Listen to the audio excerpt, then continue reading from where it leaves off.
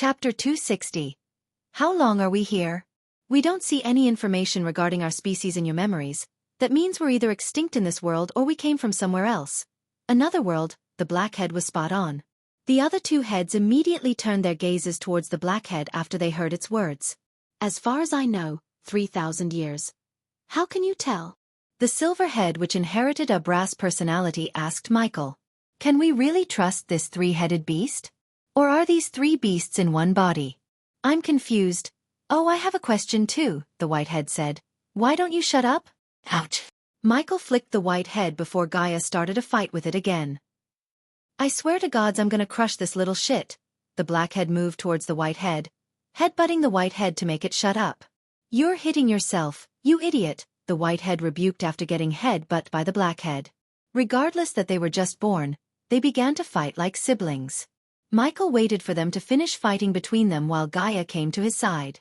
Let the man speak. The silver head broke off the fight by putting its head in between them.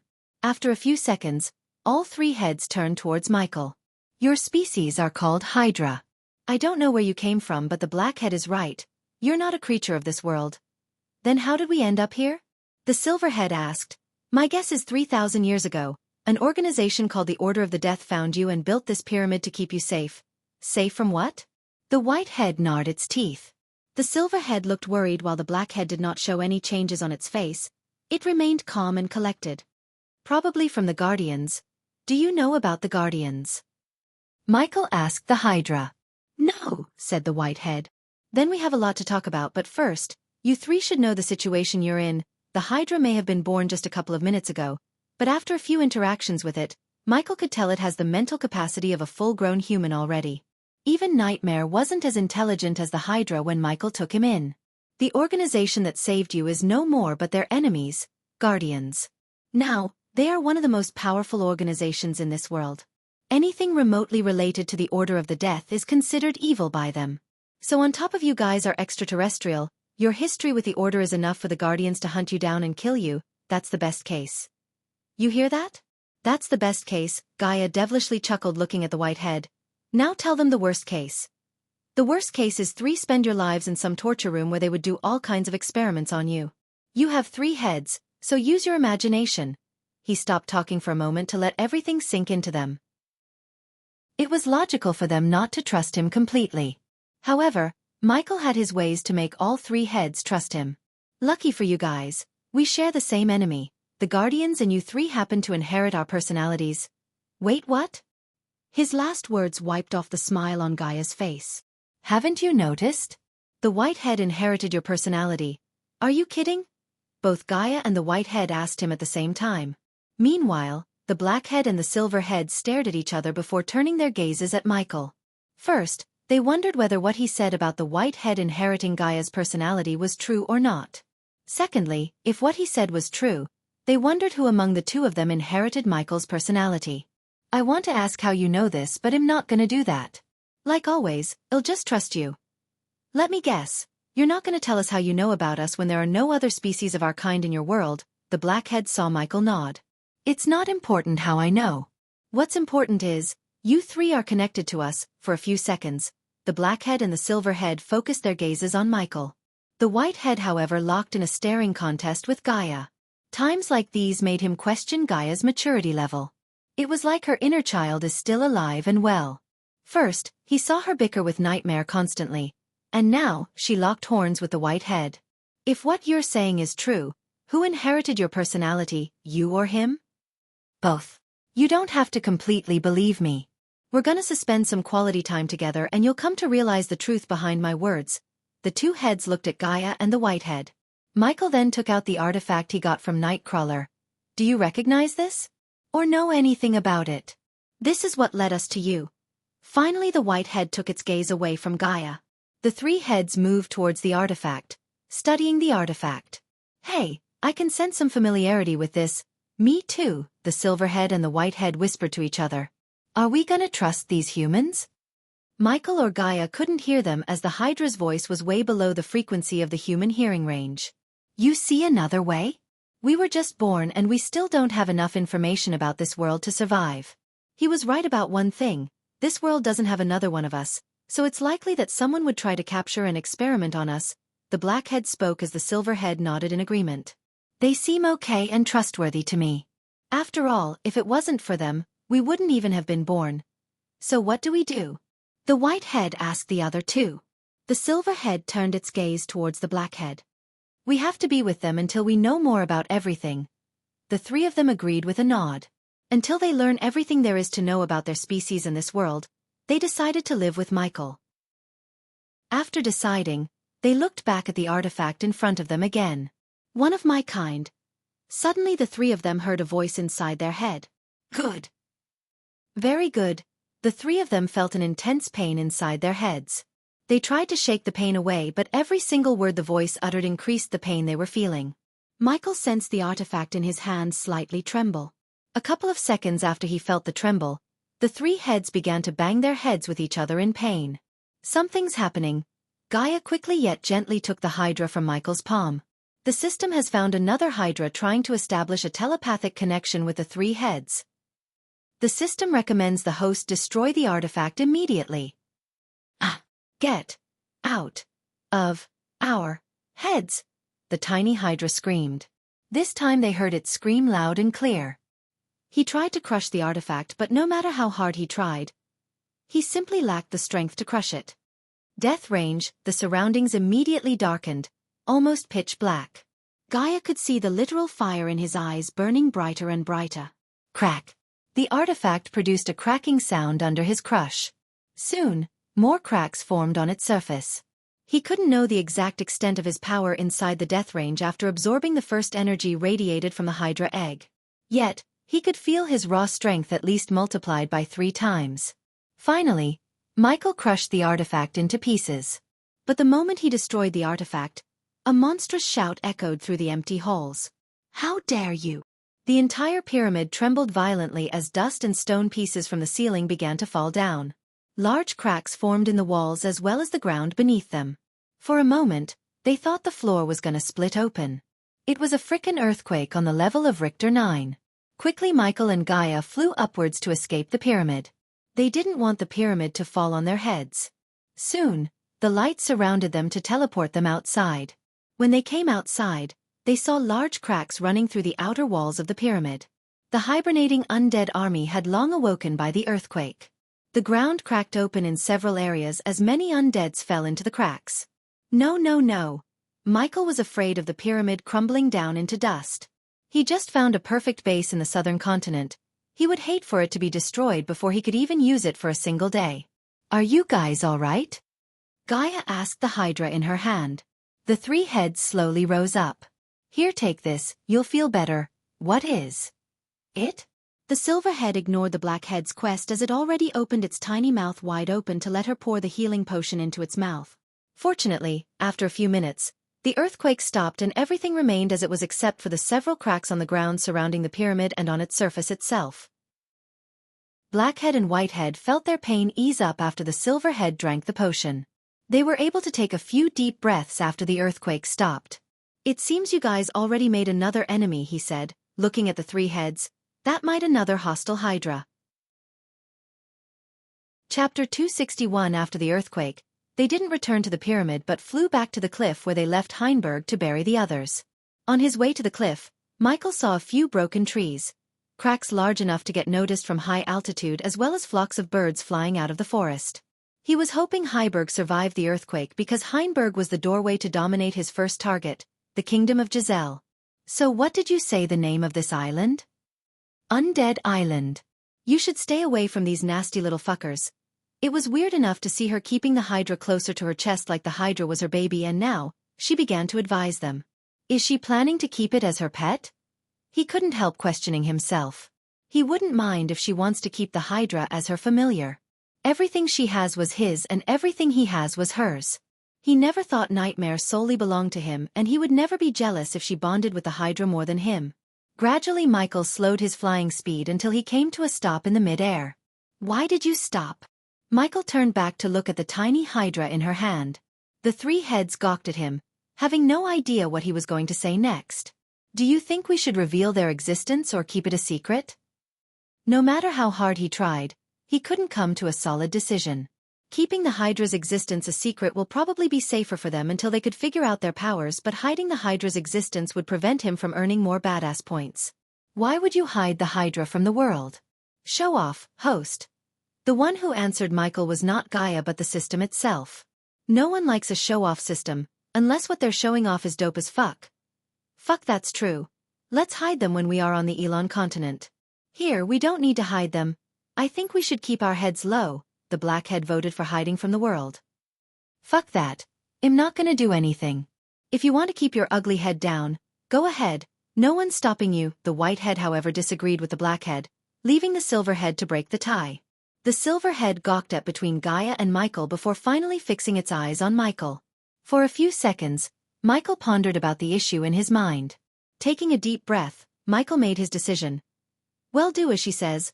Obviously, they couldn't show the Hydra around in the cultivation continents like Elon because there were so many powerful figures who could kill Michael in a blink of an eye. However, in the southern continent, he was basically a godlike existence, so he had no need to worry about Hydra's safety. System, do the same thing you did to Nightmare. It would cost the host another 6,000 badass points. Don't act like you're not happy about it, System, he said in his mind, placing his hand on the three heads. What are you doing? The Whitehead chewed his palm, yet Michael just ignored it. Soon a light emerged from his hand, enveloping Hydra's tiny body. She was familiar with this sight as she saw him do the same to Nightmare. I missed that ugly lizard. When she saw the scene, her mind reminded her of Nightmare. She never thought she would miss seeing Nightmare every morning when she wakes up. No matter what she did, the dragon would always end up between them on the bed. She wondered what he was doing back home. Ever since a couple of weeks ago, she was having nightmares about someone calling for her. When she told Michael about her feelings, he said there's nothing to worry about. Of course, she didn't know Michael was checking the system to see Nightmare status. To this day, he didn't think someone would murder Jack. Where does the host want the system to teleport the Hydra?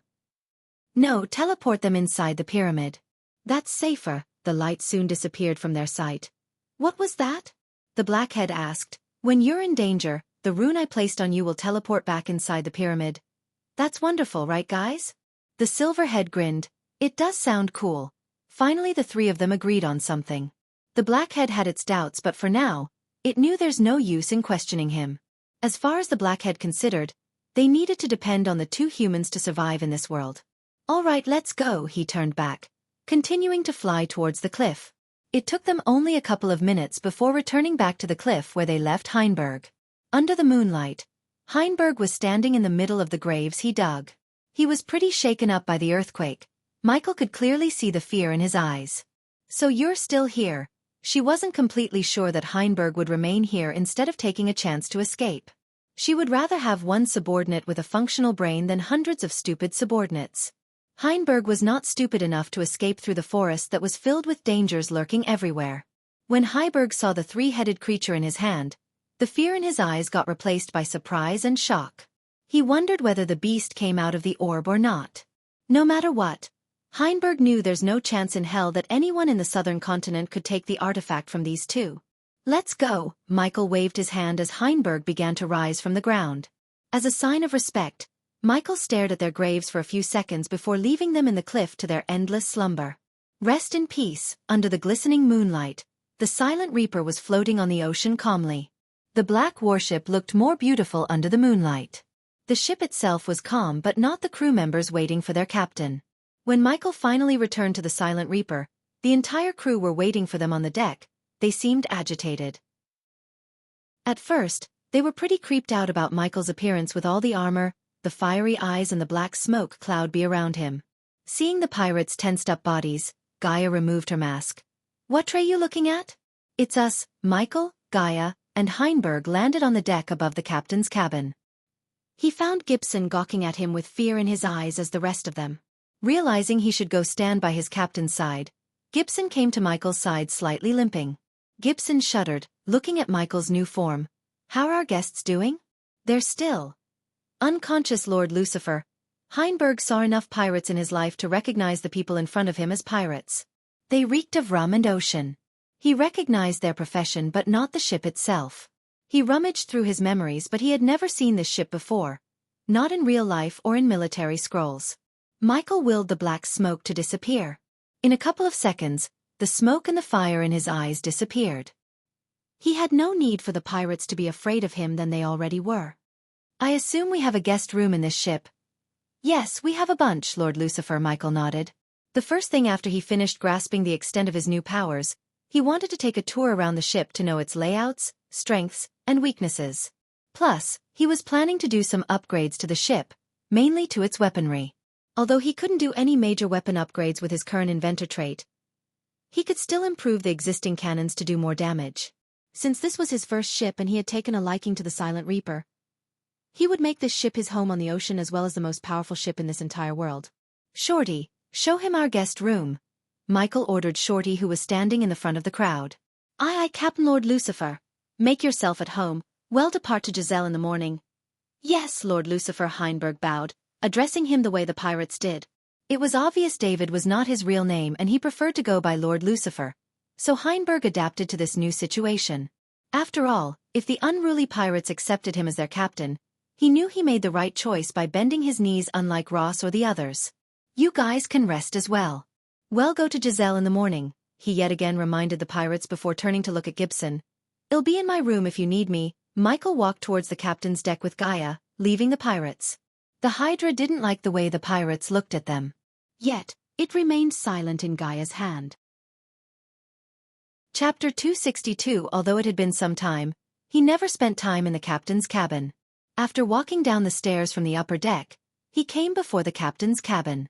KRKKR. The doorknob creaked, letting him know about its old age. As he opened the door, he was welcomed by a lackluster room. Like the doorknob itself, the room looked ancient. There was no dust or cobwebs could be seen in the room as the pirates cleaned the room recently. The slow-burning candle on the oak table in the middle illuminated the room. The room was neither too big nor small. It was nearly the size of a master bedroom. Except for the white silk cushion on the room's corner, everything had a worn-out look to them. He thought Gaia would have redecorated the room. When he looked over his shoulder at Gaia, she just shrugged. I was busy doing chores for you for a few seconds. He scanned everything in the room. There were 2 old 6-foot-tall books racks on either side of the room. He never expected a pirate captain to read books though. Near the book racks, one could see small bronze statues of naked ladies, covering their breasts with their hands. The room reeked of rum. For a person who never drank alcohol in his life, he would never spend a day in this room. On the top of the book racks, he noticed more bronze statues as well as some old feather hats. Apart from these things, there was nothing in the room. Gibson. It only took Gibson a couple of seconds to come to his side.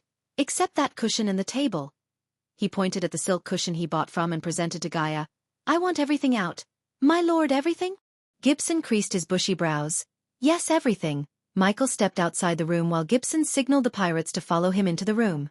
Why throw everything out? The silver head of the Hydra meekly asked Gaia. Did you see that room? It's not fit for a king and queen. I want my own place to sleep, the white head promptly said while the black head remained uttering no words. Also tell them to clean the room. I want it spotless. He didn't think he could get rid of the smell without using a potion or completely water wash. Since using a potion to clean the room was way easier than cleaning the room with water, he thought of a potion to do so. Show me the crew quarters, initially. Michael wanted to know more about his newfound powers. However, after seeing the condition of his cabin, he changed his mind. If the captain's cabin was in that condition, he couldn't even imagine what a horrible nightmare would be in the crew quarters. Lord Lucifer, Gibson dragged his voice, hesitating to step towards him. It can't be that bad. Gaia avoided venturing into the crew quarters or anywhere in the ship to the matter. Come on, Gibson. Let go. The door for the below deck was located a couple of meters in front of the mainsail pole. Michael let Gibson walk forward while he and Gaia followed him behind. The closer he got to the door, the more cold sweats appeared on his face. He was afraid of what the captain would do after seeing the mess downstairs. Creak, creak, creak. Every step he stepped on made a loud, annoying creaking noise. It wasn't a big surprise considering the ship's age and the curse that condemned the ship to stay at sea forever or until they broke the curse. There was barely any light in the downstairs. Just a moment, Lord Lucifer. Gibson ran his hands through every corner of his shirt to find a match to light the lantern hanging on the wall. Don't bother. Michael snapped his fingers as an orb of green flames appeared above his hand. The green light illuminated the room clearly. Before him was a small pathway leading to the other end of the ship. Either side of the pathway was filled with wooden barrels and a couple of bunk beds. The below deck reeked of rum 10 times more than the captain's cabin. He was taken aback by the number of barrels lying around. The pirates clearly didn't bother to stack the barrels. He saw at least 50 wooden barrels before him. What's in those barrels? Although he had a feeling that those barrels are full of rum, he still asked Gibson because he couldn't completely come to terms with his crew wasting gold on this much rum. It's rum, Lord Lucifer. I want to know how much you bastards spending on buying rum tomorrow at the earliest. What they spent their gold on was not his business, still he gave a damn about it because how could the pirates follow his orders if they were drunk to their throats? He didn't want mindless drunks to be his crew. He continued to venture forward with his alchemy flames lighting the way. The sight remained constant as everywhere he turned, he saw nothing but wood barrels. The barrels were taking so much space that could be used to store useful items such as gunpowder, alchemy ingredients, and rations. You guys ever eat or survive on only rum? Gibson scratched the back of his head in shame. Ever since Lucifer ordered him to stop drinking and start drinking the potion, he hadn't drunk a single drop of rum. However, the rest of the pirates began to drink more than usual in the joy of escaping the curse. Half of the pirates spent half of their cut in buying barrels of rum. The other half spent all their gold on the rum. The pirate cove ran out of rum as they had to order a new batch just for them. Gibson knew this would eventually come to the captain's eyes, but he never thought the day would come this soon. This is worse than I thought. They barely had enough space to walk. After crossing countless barrels, they came before a plain wooden door. Instead of opening the door, Gibson stood in front of him, hesitating to open it. Will this get any worse? Don't answer me. Gaia shook her head as Michael sent a wave of wind that pushed open the door. The moment the door opened, his nose was overwhelmed by the smell of puke and rum. The 3 heads buried themselves in Gaia's hand, covering their noses. If a public toilet that hadn't been cleaned for years and a sewer had a baby, it would smell way better than what he was smelling now. He thought he had a high tolerance for stink, but today, he was proven wrong. The sheets covering the bed were turned brown from white. Obviously, the pirates didn't wash them for decades. I'll give all you batards a day to clean the fuck out of my ship. Michael didn't even bother to brew potions but bought detergents and chemicals from the system. Gibson saw hundreds of small bottles filling the area behind him. They all had colorful labels. He never saw these things before in his life. Usually, people would mix the detergents and these chemicals with water to clean the place. However, after witnessing the ship's condition as well as the stink coming from every corner, he bought enough chemicals to wash the entire ship without the need of mixing them with water. After giving them to Gibson, he turned back to leave. He really didn't think he could venture into the ship any further without throwing up. If he had known the ship's condition before, he would have let Heinberg stay on the upper deck instead of giving him the guest room. He wondered what might be the condition of the guest room. I pity our prisoners, Gaia chuckled. I don't even want to look at the prison. Michael walked back to the upper deck without turning his back. He watched enough horrible things for one day. When he reached the upper deck, the pirates were dragging the book racks out of the room. They almost took everything out of the room. Captain, where do we put these? Shorty came running to Michael, with a proud smile on his face. His face shone like he managed to do something incredible. Put them on my head. Michael twisted Shorty's ears. He directed his frustration on poor Shorty. Aw, Cap. Lord. The other pirates stopped what they were doing and began to laugh at Shorty. Stop laughing, you fucking idiots. I just saw the mess you've been making in my ship. The smile instantly disappeared from their faces when they heard him. They began to shudder, thinking he would throw away the rum barrels just like the things in his room. Get the fuck out of my sight and clean the mess downstairs. Michael wasted no time after saying this as he launched himself into the air with Gaia. After seeing everything, he lost interest in decorating his room. How could he decorate his room while the rest of his ship smell and look like shit? I take it back, I want to stay as far as I can from that ship, the whitehead said. It didn't bother to hide the disgust from showing in its voice. For a few moments, he just hovered in the air, looking at his ship below until Gaia broke his focus. Are you gonna keep staring at the ship or show me your new powers? As usual, this is the last filler chapter, kinda calm before the storm, chappy. After all, here on, the chapters will be filled with action, gore and boodddd. Chapter 263. Meanwhile, let's see what you can do now. Floating in the mid-air, she spoke in a challenging manner. She wanted to see the fiery eyes, and the smoke was just a display or have any powers hidden within. Before he used his powers again, he willed the system to show his current status. System version 3.0 host. Michael cultivation level. Core formation stage. Level 8 experience points. 5,000/4000000 badass points. 43,000 skills and spells. Wind blast. LVL3 responsive shield. LVL4 environment scanning. LVL3 ignition. LVL3 lightning dash. LVL3 energy devour. LVL1 death range. LVL3 eyes of darkness. Normal. Can sense the cultivation level of others. Eyes of darkness, Lucifer. Can sense the cultivation level of others. Can see through illusions. Cloud of darkness, Lucifer. Weak-willed enemies will lose their courage completely and surrender. Death range will be 50% more powerful. If activated in darkness, the host's cultivation level will be boosted 4 levels up regardless of the stage barrier. Wordless spellcaster, Lucifer. In full Lucifer form, the host just has to think of the spell to cast it. Techniques: Swords of Destiny, 90% Mastery Ring of Fire, 59% Mastery Serpent Maga, 87% Mastery Occupation. Core Disciple of Sunrise Sect, the Guardian of Sunrise Sect, Lord Lucifer of the Abyssal, the Dark Lord status. Healthy goals: Control the world, rebuild the Order of Death. Utility function: Banker, LVL3, ratio, 1,000 gold coins, 10 badass points, Runic Teleportation Wealth, 13 million gold. Special trait: 5-star Alchemist, 3-star Inventor. Subordinates: Gaia, Warrior, loyalty level 100%. Raylene, 5-star Chef, loyalty level 98%.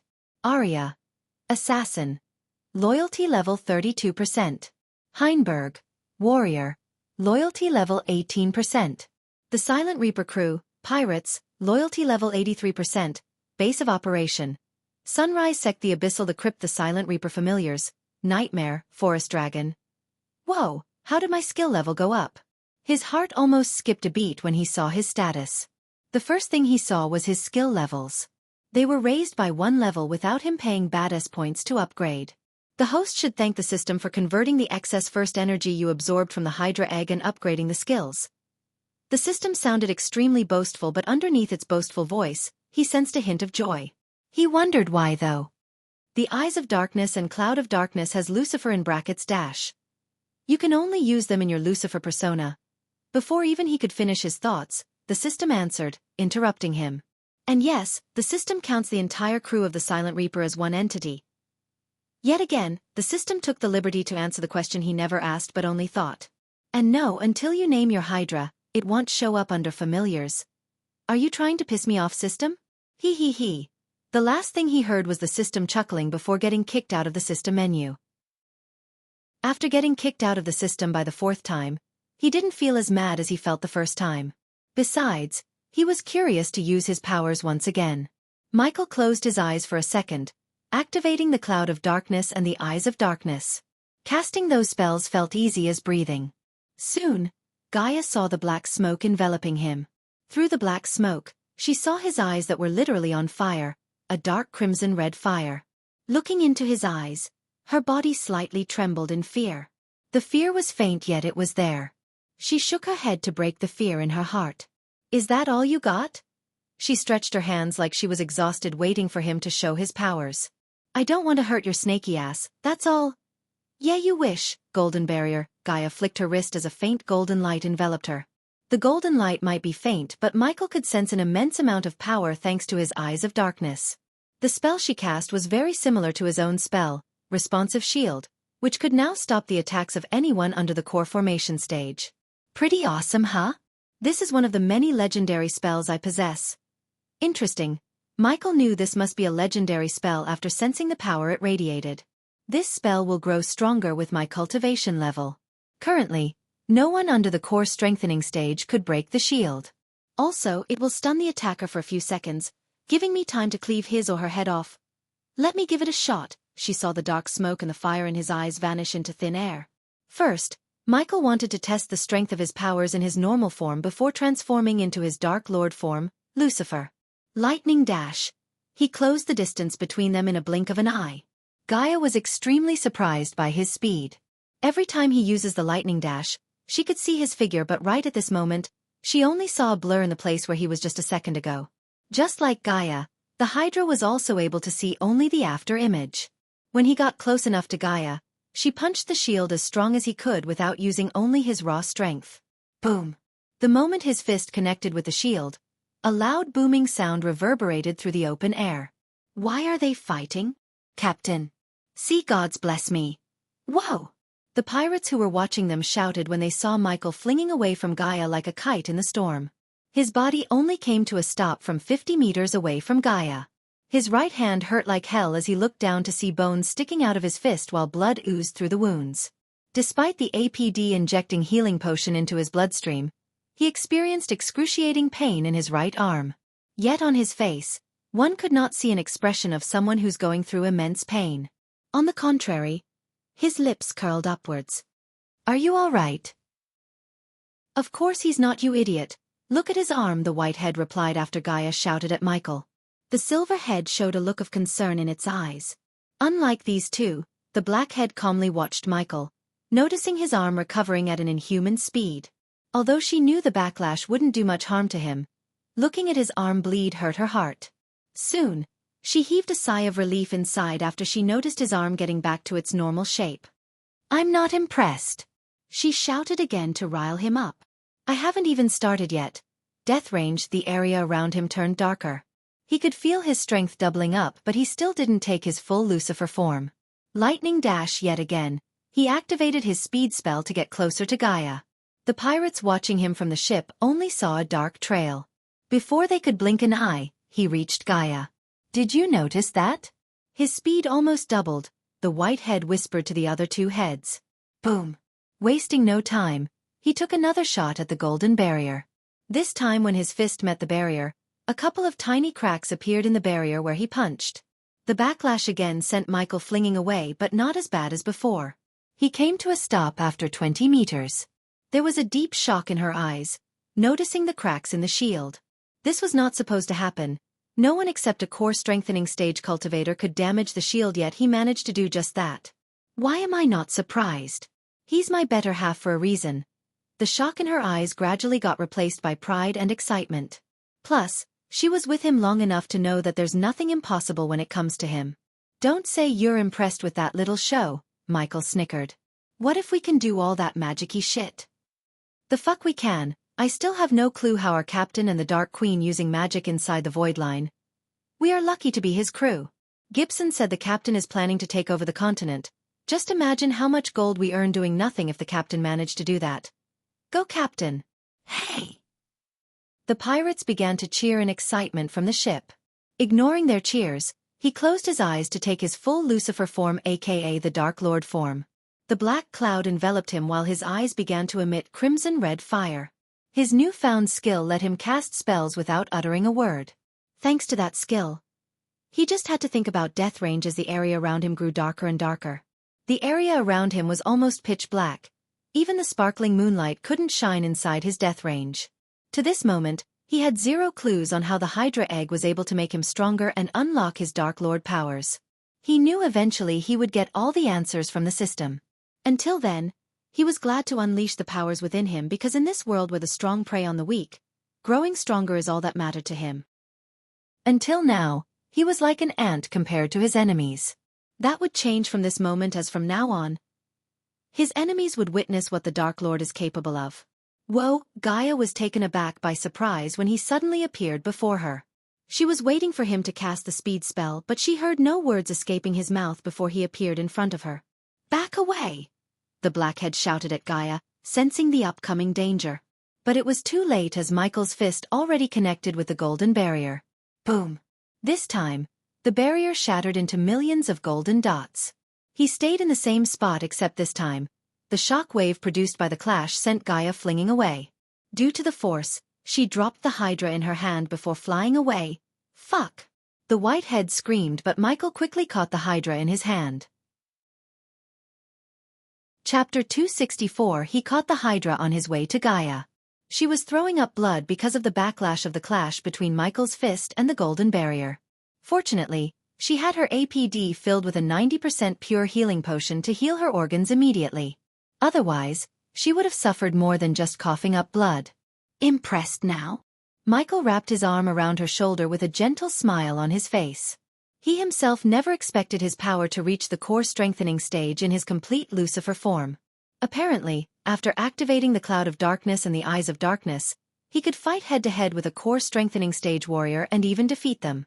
Even without taking his full Lucifer form, no one in the core formation stage could inflict a wound on him, let alone defeat him. By breaking Gaia's golden barrier, he grasped the extent of his current powers except for one thing. Gradually the fire in his eyes and the dark cloud around him disappeared. "When did you bastard reach the core strengthening stage?" she said, spitting out the remaining blood in her mouth. "I didn't. It's just my full Lucifer form temporarily boosting my power to core strengthening stage." After wiping off the blood on the corner of her lips, she gave him a friendly punch in the gut. "Give them to, you have enough op stuff as it is," she swooped the Hydra off of his hand. "Don't you think we should name them?" Michael asked. If they didn't name the Hydra, the system would keep bitch about it and never accept the Hydra as Michael's familiar. "I'll come up with perfect names for these little fellas." She playfully rubbed each of the Hydra's heads. Except for the silver head which nudged her hand with love, the white and the black head tried to chew her hand with their tiny little teeth. "Quit chewing my fingers, little fuckers," she chuckled. Just by looking at the way she was looking at the Hydra, he could tell that she has taken quite a liking to the Hydra. He could imagine these two fighting with Nightmare every single day after they return home. "Hey, look over there," as they were hovering in the air, the white said, raising its voice. Michael removed his hands from Gaia's shoulder before noticing 3 warships moving towards the direction of Ross's ship. From the distance, it seemed they were moving in a triangle formation. The ship moving in the front was slightly bigger than the 2 behind it. The moonlight illuminated their white flags with the symbol of 2 red swords in X shape. All 3 ships were galleons fully fitted with powerful cannons to do some nasty damage to any hostile ships. Are those pirates? Considering she knew very little about pirates in the southern continent, she didn't recognize ships by the flags. His crew would have if they were floating higher in the sky with them. The 3 ships were too far to get noticed by the normal human eyes. Plus, the night made it extremely harder for Michael's crew to spot the ships on the horizon. "We should follow them," Gaia said what he just thought in his mind. He wanted to see where the pirates were going in the middle of the night. Somehow he had a feeling that they weren't sightseeing. "Before we do that," he began to descend from the sky towards the Silent Reaper. He didn't want to step on the stinking ship until they cleaned the heck out of it, except now he had to warn them before following the 3 ships. Otherwise, there might be a chance of some other pirates ambushing the Silent Reaper while he's away. As much as he hated to admit it, he didn't think his crew was smart enough to survive an ambush even with a ship like the Silent Reaper. They obviously didn't understand its full potential or value. Otherwise, they would have at least kept her clean enough to be inhabited by normal human beings. "Captain, that was awesome, you 2 lady captain." "Ow, what in the hell is that beast?" "Sure." They almost forgot the task in the hand in the excitement of seeing Michael unleash his powers. Why am I not seeing a clean ship? I bet something's wrong with my eyes." The pirates looked at each other while scratching the back of their heads like clueless chickens. Their silly faces reminded him of the crew of Captain Barbossa in the Pirates of the Caribbean movie. He could never get mad enough to break pirate bones. "Gibson." He enhanced his voice through arch energy so Gibson cleaning the below decks could hear him. After a few minutes he called Gibson. He ran to Michael's side with a couple of pirates. Michael was happy to see them drenched in sweat and covered in soapy bubbles. "At least some of you've been doing the cleaning." The pirates down below, fortunately, didn't hear the noises produced by Michael and Gaia testing his powers. Gibson and the 3 behind him gawked at their fellow pirates with confused looks on their faces. They stared at the upper deck to see if they've done any works, but everything is just as they were. "Follow me to the south side of the island," he ordered Gibson before taking off from the ship once again. Gibson wanted to ask why, but Michael was already far away from a shout reach. "You heard the captain, man the handle." Michael and Gaia were keeping a safe distance from the 3 ships. All 3 ships had a pirate on the crow's nest as a lookout. Even though they were flying in the sky above them, there was a chance of the lookout to spot them. First, he wanted to see what the pirates are up to before he approached them. From the sky, he could see 30 heavy cannons, 2 mortars, a bunch of smaller cannons on swivel posts at various positions on the top deck on each ship. Plus, each of them had 35 crew members on the top deck, and he could guess there would be at least another 30 in the lower deck. In total, He might face almost 200 pirates as well as 90 heavy cannons when or if they decide to pull a pretty stupid move and attack him. After following them for another 15 minutes, he saw a familiar shore, the shore he stepped on with Ross and his teammates. Ross' crew were still waiting for him to return without a clue about what happened to them. Suddenly he saw the lookout standing on the crow's nest whistling. Soon, the lanterns lighting the ships were put out by the pirates as they went dark. "They're planning an ambush, aren't they?" the whitehead asked as Gaia nodded. She looked at Michael to see what they should do next. "Let's go a little closer." Since they put out the lights, he could move in closer without getting detected by the pirates. Not that he was afraid of them. He was just being careful as he always was. Michael silently moved towards the ship leading the formation because if there was an important figure leading the ambush, 90% of the time, he or she would choose the bigger ship to be. When he was directly above the ship, he looked down to see a person wearing a huge maroon color hat manning the helm. My, Gaia raised her brows looking at the person at the helm. If not for the deep cleavage, she wouldn't have guessed that the person is actually a woman. The pirate woman stood at nearly 5 feet 8 inches tall and she would at least weigh 100 kilograms. She seemed like she could smother a man between her breasts to death. "Stop." Michael halted, moving forward when the woman looked up at the sky. The pirate woman had a round face with a softly shaped jaw, a stubby nose, large ears, smooth cheeks, and big thick lips. Her azure eyes were large, and she had thick eyebrows. Her dark gray hair, lightly streaked with shades of brown, was short, straight, styled in decorative cornrows. She wore excessive foundation to hide her blemishes, pinkish lipstick, and pastel eyeliner. Even in the darkness, one could see the red coating on her lips. Other than the excessive makeup, she had a muscular neck, wide shoulders, big chubby arms, a long torso with very large breasts with a defined waist, wide hips, toned legs, and average-sized feet. She just wore simple clothes, a white full-sleeve shirt rolled up to her elbow with a black vest. Apart from the piercing on her left eyebrow, a couple of gold chains decorated her neck. What made Michael interested in this woman was not the fact she might be the captain, but there were no weapons on her body or anywhere near her. "Interesting," Michael mumbled. Although she had no weapons, his instincts told him this woman is a dangerous person. Because when she looked up, he saw her eyes. They were the eyes of a killer. She was practically masking the cruelty in her heart from showing up on her face with all the makeup. "Captain Marina, that's the ship." Michael saw a man walking towards the woman, pointing at Ross' ship. "Fun time." The woman slowly put a pipe in her mouth as the man quickly lit a match to lit her pipe. The light illuminated the man's face, revealing his identity to Michael. "So he brought friends. Do you know him?" Gaia asked.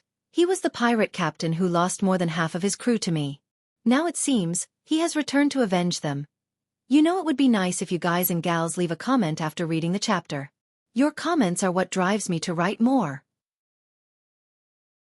Chapter 265. Humph. Some fucking pirate captain you are to lose your crew to some snobby northern kid. They are practically naked after crossing the void line, Marina snickered, showing her disappointment in Packard Chameleon Crane. His defeat brought great shame to all the other pirate captains serving Pirate Lord Cory Witch-Drachin, one of the 3 pirates' lords. The pirate lords controlled most of the southern sea. They practically ruled the ocean as well as the many islands in the sea. The 3 pirate lords had combined naval power higher than the southern continent kingdoms. Hence, the Senate avoided crossing them even though the pirates kept plundering many merchant ships. Each pirate lord had several pirate captains serving them. The pirates who don't serve anyone such as the Silent Reaper were called the rogues. The pirate captain serving a pirate lord was free to plunder the rogues as they wished. If a pirate captain serving a pirate lord attacked another pirate who served another pirate lord, the pirate lords would investigate the attack until they found the wrongdoer. The wrongdoer would then get the punishment called the sinner's funeral. This was the only time one could see the pirate lords appear together in their ships.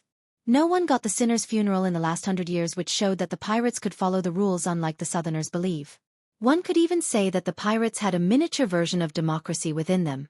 Just like the sinner's funeral, no outsider has killed the pirate crew of a pirate lord in many decades until Michael massacred them mercilessly. Which was the reason Marina appeared to avenge the crew under the orders of Pirate Lord Cory. In the hierarchy of pirate captains, Maria stood at the top. She was one of the most feared pirate captains of the Southern Sea. Captain Marina. He was not normal. How could a normal human being heal himself just like that? Packard had been blabbering, running his mouth about Michael's healing ability to everyone on the Witch Island. The matter even reached the ears of Corey herself. To see if Packard's been telling the truth, Corey ordered Marina to capture Michael alive. "Let's see if he can heal like you said when I'm done with him." She crunched her knuckles with an evil smile on her face. Something sparkled in her eyes. "Is this gonna be another disappointment?" Marina asked herself. They were sailing towards Ross' ship without an idea of Michael following them from above. "Remember our task at hand, maggots. We want the one called David alive. The rest of them could go to hell." "Aye aye, Captain." The muffled cries of Marina's pirates reverberated the ship. The pirates quickly moved towards their posts to start the ambush. The 3 galleons began to circle Ross' ship. They were going to flank the ship in a triangle shape. "Don't kill them." Michael glanced at the 2 ships in the near distance, telling Gaia to take care of them. "You sure you don't want me to kill them?" "It's no fun," she pouted before flying towards the 2 ships. For a few moments, he just kept hovering over Marina's ship before slowly descending from the sky. "Ha! What is that?" The pirate standing on the crow's nest noticed a black figure moving towards them. He couldn't clearly identify the object due to the darkness. "A ghost?" The pirate's hand shivered as he slowly reached for the lantern hanging on the wooden pole. He wanted to light the lantern to see the object in light. But before he could light the lantern, the object got too close to the ship. Since the pirates firmly believe in superstitious things, the first thing that came to his mind is the ghost. "Ghost!" The pirate screamed until his throat hurt. Immediately Marina's gaze turned towards the crow's nest. The word ghost made the other pirates shudder in fear. Intruder! When Michael landed on the deck, they could see that they weren't dealing with a ghost but another human being. "Are you looking for me?" They only heard his voice. The night's darkness prevented them from clearly seeing his face. But that changed when Michael conjured his green alchemy flames in his hand. The green flames were bright enough to light up the entire ship. "It's him!" Packard pointed his finger at Michael, screaming frantically because of the sudden fear he just experienced. How did he?" "Fire. What kind of fire is that? Where did he come from?" Many questions were running through their heads after seeing him suddenly appear on the deck before them. Marina left the helm while a pirate in her ship lit a lantern to signal the other 2 ships to stop. Well, I'll be honest. I have no idea how did you manage to come here, but I do say this, you have some balls. 2 actually." Marina saw no fear on his face. He leaned on the wooden pole leisurely while the green flame somehow hovered beside him, lighting the ship jade green. Even from standing 10 meters away from him, she could feel the heat being emitted by the orb of jade green fire. Marina slowly walked down the stairs, adjusting her shirt. The pirates slowly reached for their cutlasses before unsheathing them. Michael still remained calm because no matter how many cutlasses or crews they have, he could defeat them with a couple of wind blasts. He was curious about what Marina could do. The pirates looked so afraid of her, and Michael wanted to know why they are for a woman without any weapons. "I've been hearing some weird things about you, kid. It seems some of them might actually be true." Just like Marina saw no fear on Michael's face, he too saw no fear on her face, which surprised Michael. "I bet that armor of yours will fetch us a nice amount of gold. After all, that's the least you can do for us for dragging me this far. Didn't he say I literally crushed his crew to death?" A hint of fear emerged in Packard's eyes when Michael said that. He also noticed some pirates clenching their teeth in anger. He figured that there might be some relatives among the pirates he killed. "You're not going to fight them. You're going to fight me," she crunched her knuckles. He creased his brows because she acted like she wanted him to fight him hand to hand. She removed her hat, revealing her dark gray hair. "Stand down, maggots. This will be Wumanoa Mano this time." Michael was stunned by her words. As far as he could tell, she's either stupid or extremely confident in her fighting ability. Either way, he decided to agree with the woman's bizarre decision. The pirates immediately lowered their weapons as an evil grin appeared on Packard's face. "What makes you think you can beat me?" Michael asked, smiling at her. Boom. Instead of answering Michael, she just punched the sail pole beside her. Her fist obliterated the wooden pole into blisters as the entire ship trembled. The sailcloth flew into the water, leaving the ship with one less sail. Yet again Michael was stunned by this woman. It was impossible for a normal human being to possess such strength unless she's not normal. At this moment, his curiosity reached a new peak. He focused his gaze on this woman, but as expected, There wasn't a single trace of arch energy in her body. System, scan her body. I want to know how she managed to destroy the pole with a single punch. 2,000 Baddest points required to scan her. Take it. It will take 15 minutes. So I have 15 minutes to play with her. The pirates moved away to make a space in the middle of the ship. He's dead. Here we go. It has been so long since we saw Captain beat the shit out of someone. I don't know, man. Everything about him rubs me in the wrong way. The pirates began to chit-chat while Michael walked towards the center. The woman snapped her fingers as the pirates lit all the lanterns they previously put out. Michael's alchemy fires vanished into thin air, surprising many pirates. What's going on there? I'm done with one ship. Get it done. I'm gonna play for a while. Who are you talking to? You'll know soon. Now shall we start? Michael cracked his neck waiting for Marina to make her first move. Standing on the opposite side, she moved one leg behind, raising her fist like a boxer. Whoosh! The very next moment, she dashed at him with extreme speed. He slightly moved his body, evading her fist. Although he evaded her punch, her speed stunned him. For a big woman, she was very agile and fast. With a swift twist, she turned her body before throwing a punch at him again. This time Michael didn't evade her punch but raised his palm. Boom! The moment Michael's palm and her big fist clashed, it produced a loud booming sound. The force of the clash sent both of them sliding backward. Michael's hand felt numb after stopping her punch. For a moment, his brain thought he was being hit by a raging bull.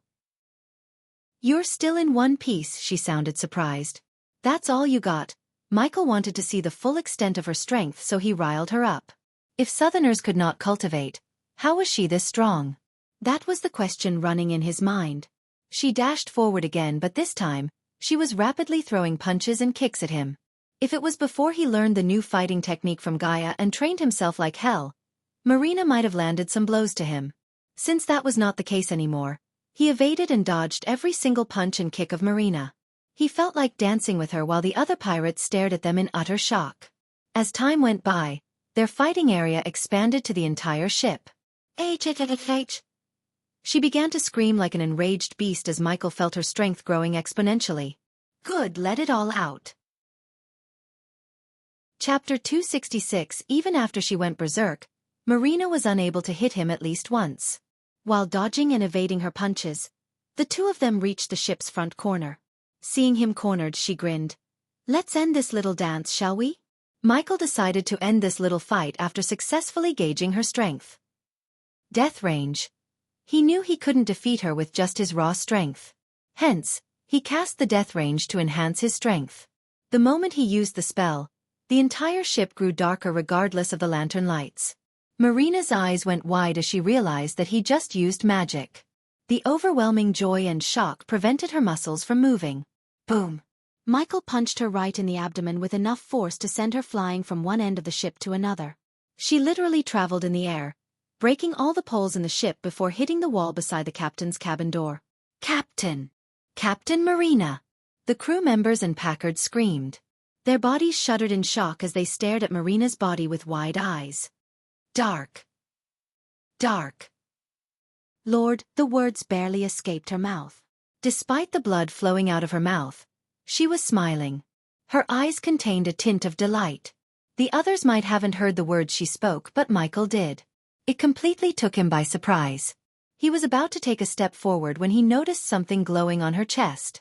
The system has finished scanning. The system has found a radioactive medallion on her chest. It doesn't harm her body as a radioactive material would do on Earth, but this medallion strengthens her body from the molecular level. He didn't need help finding the medallion. It was glowing in bright jade color on her chest. Locking his eyes on the medallion, he activated the lightning dash to reach her in a blink of an eye. Captain! Wind blast! The pirates rushed at Michael when he reached Maria as they thought he's going to kill her. They tried to protect Maria, but the wind blast blasted some of them into the water while the others to every corner of the ship. He squatted down before Marina to take a closer look at the medallion. The medallion on her neck was the size of a coin. There was no etching or designs could be seen on the surface except for one letter, L. First, he used it to spread the name of Lucifer by leaving an L mark on the crime scenes. Then he realized the Order of the Death has been using the symbol way before he was even born, as the symbol was everywhere in the abyssal, and now he saw the same symbol once again on the medallion. Dark Lord. It's you. Where did you get this? She tried to answer, yet the pain in her abdomen prevented her from speaking. He willed the system to give him a healing potion from the system's storage. Drink this. Michael poured the healing potion into her mouth. Not gently though, as he needed answers quicker. Almost half of the potion trickled out of her mouth.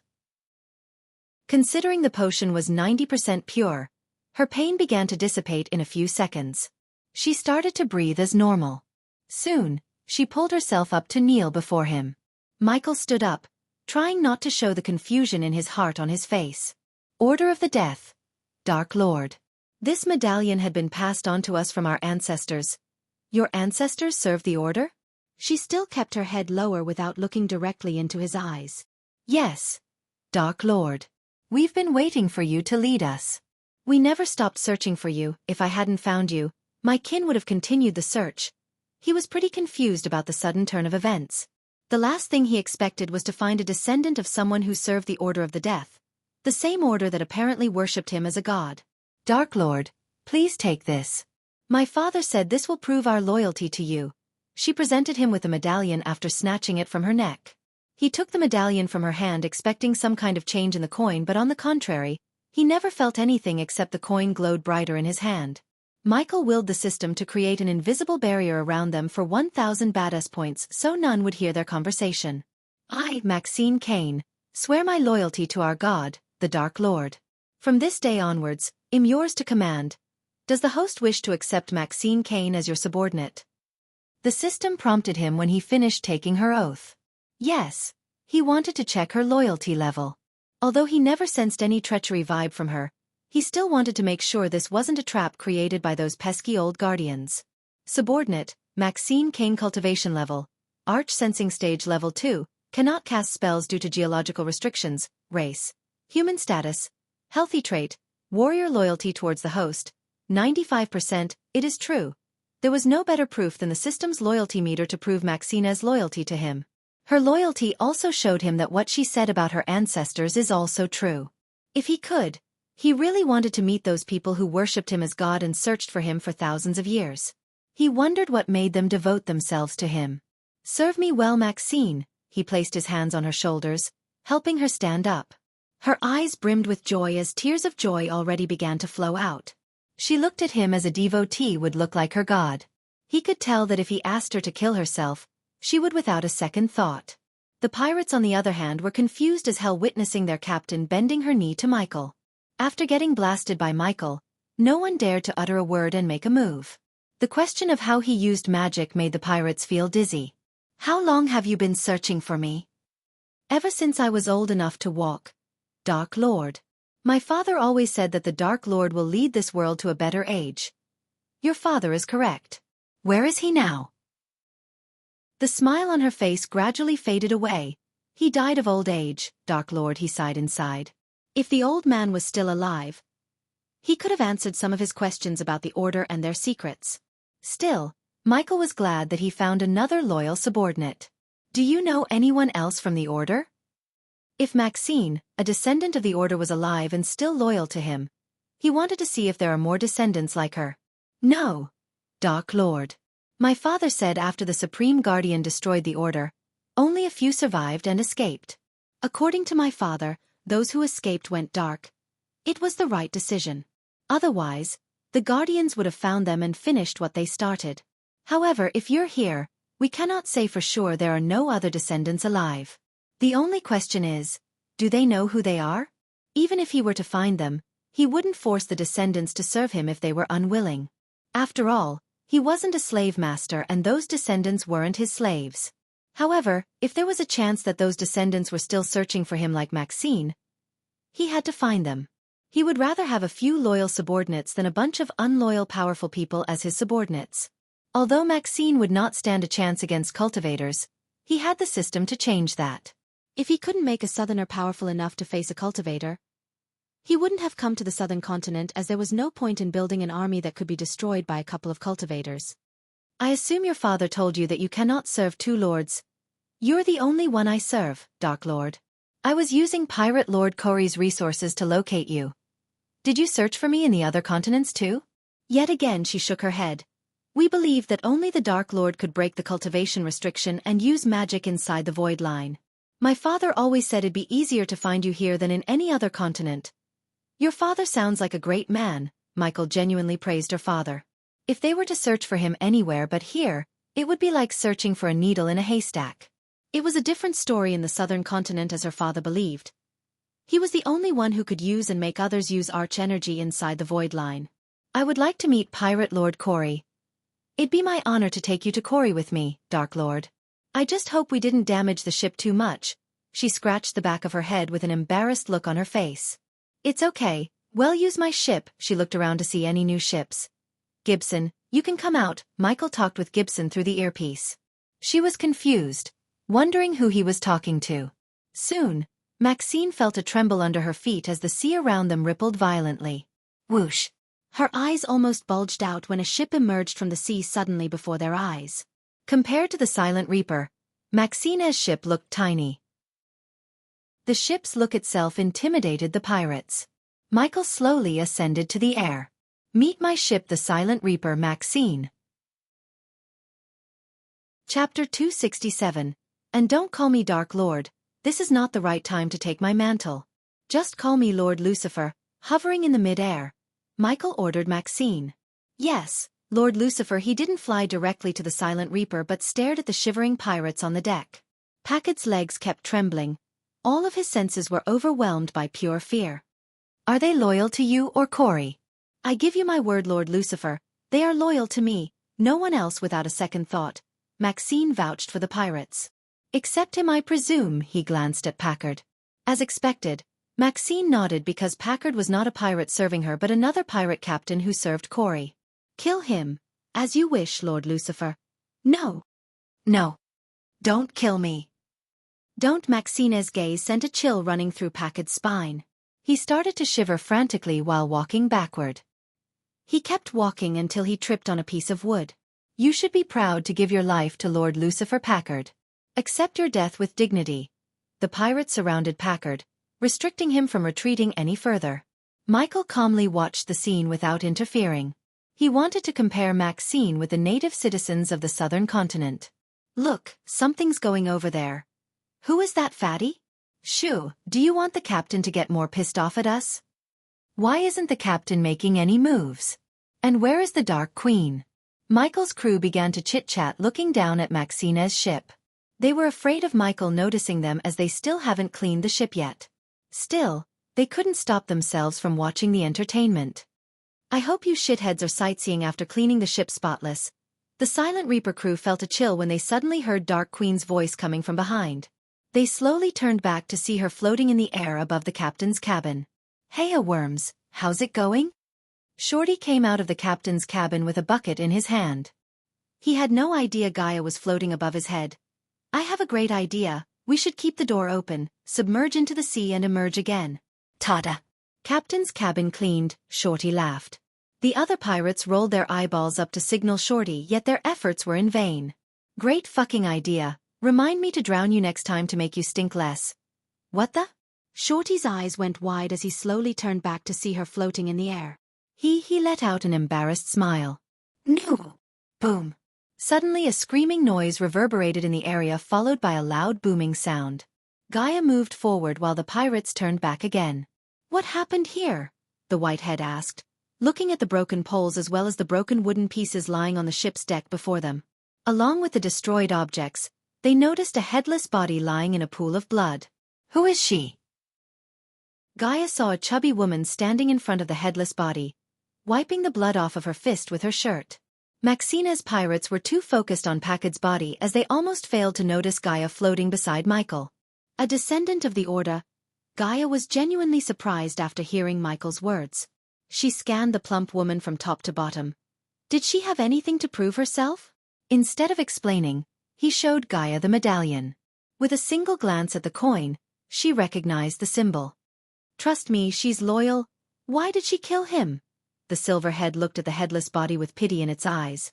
The other two heads, however, remained indifferent. Because you should always kill your enemies. No mercy. After killing Packard with a single punch, she turned back to see another figure in black armor floating in the sky. She could tell the person is a female, but unlike Lucifer, Maxine was unable to see her face as she wore a mask. Regardless of the mask, Maxine could feel the woman's gaze on her. Maxina's instincts told her that this person is just as powerful and dangerous as Lord Lucifer himself. Her father and his ancestors only told her about the Dark Lord, but not a single word about this woman. Tell your people to come to Giselle Kingdom. Well, go there in my ship. Considering the damage Maxina's ship took from the initial battle between her and Michael, he knew they can't keep up with the Silent Reaper or the other two ships. Therefore, he ordered Maxine to get aboard his ship. You heard Lord Lucifer. Fix the ship and move your asses to Giselle.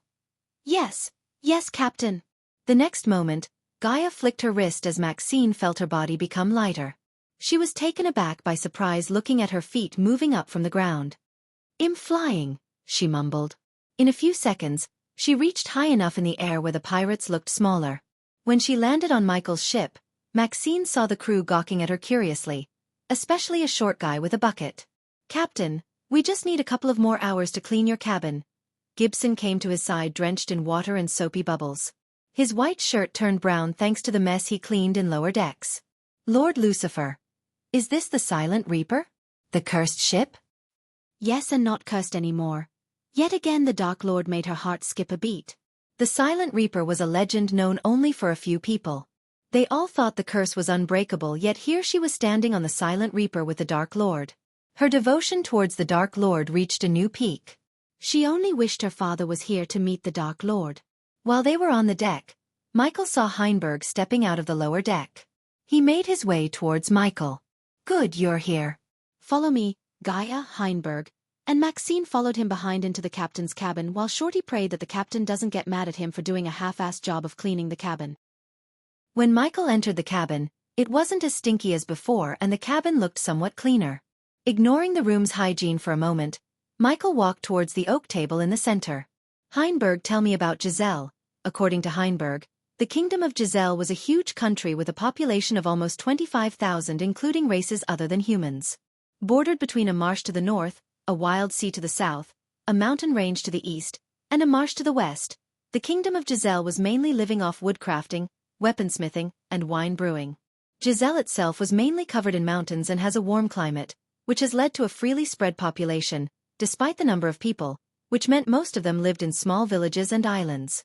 The kingdom's landscape was delicate. Green, open fields, sapphire lakes, and mellow rivers were just a sliver of the magnificence Giselle has to offer, which was why the country is cherished among foreigners. Heinberg told them that the citizens of Giselle, mainly the nobles, were selfish towards foreigners and tended to welcome them with irritation. Apparently, they were thinking foreigners could inhibit the country's well-being. Giselle had moderate laws and law enforcement, which was fairly normal. The people were troubled due to the undead island and they had been asking the Senate to do something permanent. Giselle's army contained 3,000 soldiers including cavalry armed with bombs, shields, and swords. The infantry was also armed with various types of bombs such as smoke bombs, flash bombs. Other than the cavalry and infantry, Heinberg mentioned that the kingdom has 2 elite units, archers and Spartans. The archers were equipped with various types of arrows as well as different types of bows for different types of situations. This piqued Gaia's curiosity. She wanted to see what kind of bow they were using. The Spartans on the other hand were highly trained killing machines, according to Heinberg. The kingdom only had 250 Spartans and they would only enter the battlefield as the last resort. The ranks were also filled with many other regiments, including allied soldiers, as well as slave soldiers, including various charging units, units of war animals, several defensive units, and many medical units. What about the naval army? How many warships do they have? 10 warships. Only 10? Michael was confused. Lord Lucifer, this is because of the agreement between the Senates and the pirate lords. Seeing Michael's confused look, Maxine explained. The agreement is a short one, to be honest. If a kingdom built more than 10 warships, the pirate lords view it as a sign of provocation and sent their fleet to plunder their cities until the kingdom submits. So you're saying the pirate lords can take over any kingdom with its naval power? Gaia asked. No, unless a kingdom gives a reason such as building more than 10 warships, the pirate lords don't interfere with a kingdom's business.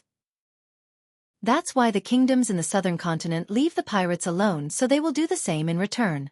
The merchant ships and some poor bastards are just fish food to keep the shark away from their borders. Besides, some kingdoms have armies powerful enough to take on a pirate lord. No one likes war, so there wasn't one in many decades. They all agreed with Maxine, although Michael could tell the peace between the kingdoms and the pirates was a delicate one. There will be one soon, Gaia shrugged, playing with the hydra in her hand. Chapter 268. All right, the two of you should stay outside for the night. Only Heinberg understood the meaning of his words, considering he spent some time in the guest room on the lower deck. Heinberg saw nicer prisons than their guest room. He almost wished he received a knockout drug to lose consciousness like Logan and Jonah. Make yourself at home, Maxine. I'm home, Lord Lucifer. Her eyes welled up again. Even Gaia, who didn't have the system to show Maxine's loyalty level, could see the devotion in her eyes. With Maxine, they took the first step in building a loyal army, a powerful loyal army. After Maxine exited the room, Michael looked around at his empty room. There were still some dust spots, cobwebs, and dirt on the walls as well as the floor, especially on the places where the book racks and statues were before. You know, Gaia slowly walked towards him, speaking in a husky voice. I wanted to show you something. She wrapped her hand around his chest. He could feel her hot breath near his ear. I have a bad feeling about this, the whitehead complained. When Michael turned to face her, they were stuck between them. Luckily for the hydra, Gaia put them on the table beside her before wrapping her both arms around Michael's neck. Why don't we take your mask off? He pulled Gaia closer by her waist. His intentions were obvious at this point. H&M, she gently shook her head, while closing his lips with her fingers. Come with me, she wiggled herself out of his hold. Then she scooped off the hydra from the table before walking towards the door as Michael followed her behind. When he opened the door, the first person standing outside was Gibson with a couple of pirates behind him. Maxine was lying on the ship's far end with a hat covering her face. By the looks of it, she seemed deep in sleep. I want my room spotless when I come back, as he said. He took off from the ship to the sky with Gaia. Looking at them fly gives me chills every time. Shorty looked up at them disappearing into the clouds. Until the pirates met Michael, they wished nothing but freedom from the curse. Now, after witnessing the cools they did, many including Shorty wanted to become cultivators. They would have asked them if it wasn't for Gibson. The old man warned them that if they want to become cultivators, they should first quit drinking like animals. He also said the captain will ask you to quit drinking first before starting training them. For many pirates, quitting drinking was a deal-breaker. But not for Shorty. Where are you taking me? Michael broke his silence after flying higher and higher into the sky. Be patient, dear, she chuckled. Her focus was on flying higher. She could see the clouds getting closer and closer. While leading Michael to her destination, she failed to notice him slowing down. I like the view from here. Michael's gaze was fixed on Gaia's body. The beautiful moon or the sparkling stars didn't get his attention as much as she got.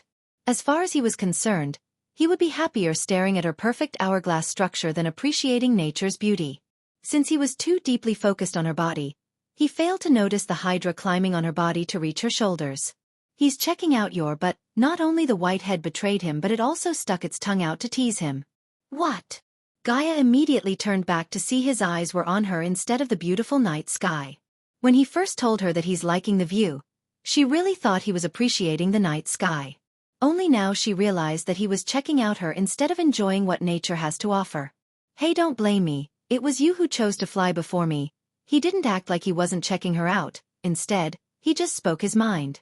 After all, they had both accepted each other as their better halves. Staring at each other like they were in a Mexican standoff, they flew past the clouds which spread across the blue sky like a blanket of snow. The moment they flew through the snow-like clouds, the vibrant light of the moon drew both their gazes like a magnet. Michael's jaw almost dropped, looking at the view in front of him. He felt like he was inside a painting. Millions of sparkling stars decorated the bluish sky like gems. The moonlight shone platinum gold amid the starlight heaven. The last couple of weeks were tense, especially to Michael. When he first came to this world, his goal was to use the system to get rich and powerful enough to enjoy his life to the fullest. Never in a million years had he thought someone put him in this world to save it. But he wasn't going to change into a complete good guy on a savior drug. No matter what, he wouldn't change his plans of ruling this world from the shadows, getting filthy rich, and living a long, long life enjoying everything this world has to offer. The moonlight calmed his mind by making him forget everything for a moment. Wow, this is... Even the hydra was at a loss of words in front of Mother Nature's beauty. Come here, she looked divine in the moonlight. He just pulled her closer before locking his lips with hers. She ran her fingers through his shoulder-length hair, pulling him closer and closer. Right at this moment, he didn't want anything else other than a lover's embrace. He savored her lips as well as this moment as much as he could. Don't mind us, we just close our eyes. Meanwhile, back on the Elon continent, 6 elderly figures were seated around a round table. They looked like they were in their late exiting or early 70s. Have the Guardians or the church found the reason for what happened? One of the elderly people, who was a man, asked the others. They are still investigating. Apparently, only Elon and Azair are experiencing this issue. My contact in the Guardians said it's not permanent. That's good news. The tournament is in 3 weeks and we have yet to find a way to see someone's cultivation level. An old woman rubbed her temples. The wrinkles on her forehead increased due to recent complications. Well, until now, you just focus on the arch-energy radiation coming from someone to know their cultivation level. Who would have known that something would mask the radiation suddenly? Not only these old people who were responsible for organizing the 2 championship tournaments, but no one in the world knew that it was Michael who started this mess. When the hostile Hydra became mad, it let out a pulse that was hiding a cultivator's energy radiation. In other words, the cultivators lost their ability to perceive one's cultivation level just by looking at them. For anyone living in the southern continent, they felt the pulse as an earthquake, but for Elon and Azair, the pulse resulted in more than an earthquake. The Guardians are working with the Dwarven Kingdom and the Elven Kingdom to design a device that might solve this problem. But since the competition is in 3 weeks, we might get just a rushed product. At this point, anything would do. Let the Guardians and the church handle it. If they can't, they should ask the Sky Hall. I heard the Guardians has someone whose sister is the Sky Hall's next holy maiden. Noah Winston. It's a pity that we can't let Guardians compete in the tournament, one of the old men said. He has the most potential to win the main tournament. An old lady with golden hair spoke. What about the 5-star alchemist of Rivertown? You mean Ghost? You just answered your own question, Anon. He's an alchemist, not a fighter. This is a stage for big-time warriors who have trained themselves in combat arts for years. Honestly, I don't think he stands a chance. I agree with lovely Gilda here. There's a reason the Alchemist Guild has a tournament of their own. They are not fighters, they are just bookworms. Enough of your predictions, let's talk about the prizes for each championship. Another old man stopped their conversation as the old woman called Gilda said, About that. Gilda retrieved a parchment tied using a golden ribbon from her space ring before sliding it towards the old man who asked about the prizes. The old man picked up the parchment, opening it carefully. The others stared at him, reading what's written on the parchment.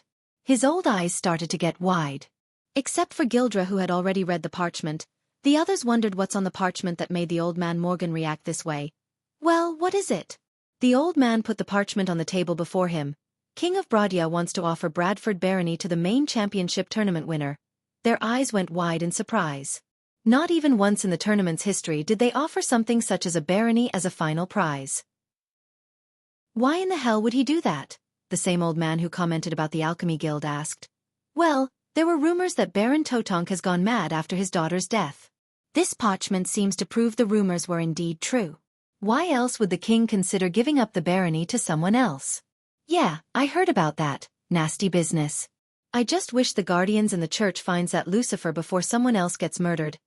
Even if the Baron went mad, what about his sons? The king can make one of Totonk's sons the next Baron. Something smell fishy indeed. The old man who read the parchment frowned. He was old enough to sense there's a scheme hatchery in the motion here. Chapter 269. Michael was standing on the helm deck, watching the sunrise at the horizon. The sun bloomed on the horizon, golden petals stretching ever outwards into the rich blue sky above the calm sea. It was the brilliant flower of the sky that warms the days. It was the invitation to a new day, that sunrise so ordinary yet extraordinary. He changed into his usual black attire, including a black long coat, a black shirt top 2 buttons open to show the chest cut, black trousers, and black boots. He still wore the face mask to hide his real face. He'd rather be safe than sorry. The last night, after spending an hour flying over the clouds, they returned back to the ship to oversee the pirates cleaning the ship. Even after almost 10 full hours of cleaning, the pirates were only able to clean a small portion of the entire ship. He guessed it would take at least 3 days to clean the ship to his liking. Since he supplied all the needed items to do the cleaning, he ordered them to clean the ship while he's spending his time in Giselle. He trusted Maxine would teach them a lesson if his crew tried to slack off. After sailing on the peaceful sea for another hour, The sun completely emerged from the horizon, lighting the land in the distance. The first thing that came to his view was a tall light tower painted in white with red lines at the top and bottom. The closer they got to the light tower, he could vaguely see the buildings, ship docks as well as merchant ships approaching the shore. Kingdom of Giselle, he said under his breath. That's the capital of Giselle. Lord Lucifer Heinberg came dragging the still unconscious bodies of Logan and Jonah. Krilta right. Michael remembered the city's name Heinberg mentioned earlier. The city of Krilta was built in the shadow of a dormant volcano located in the far north of Krilta. Through the ships docked at the docks and the somewhat tall buildings, he could vaguely see this dormant volcano in the distance. The volcano's upper parts seemed to have been covered by snow, which gave it a unique charm, masking the terror hiding within. The city's elegance was matched by the backdrop of grand forests which have helped shape the city into what it is today. Considering the volcanic soil contained minerals and various nutrients needed for pasture, the city thrived in farming, wine production, and was blessed with grand forests.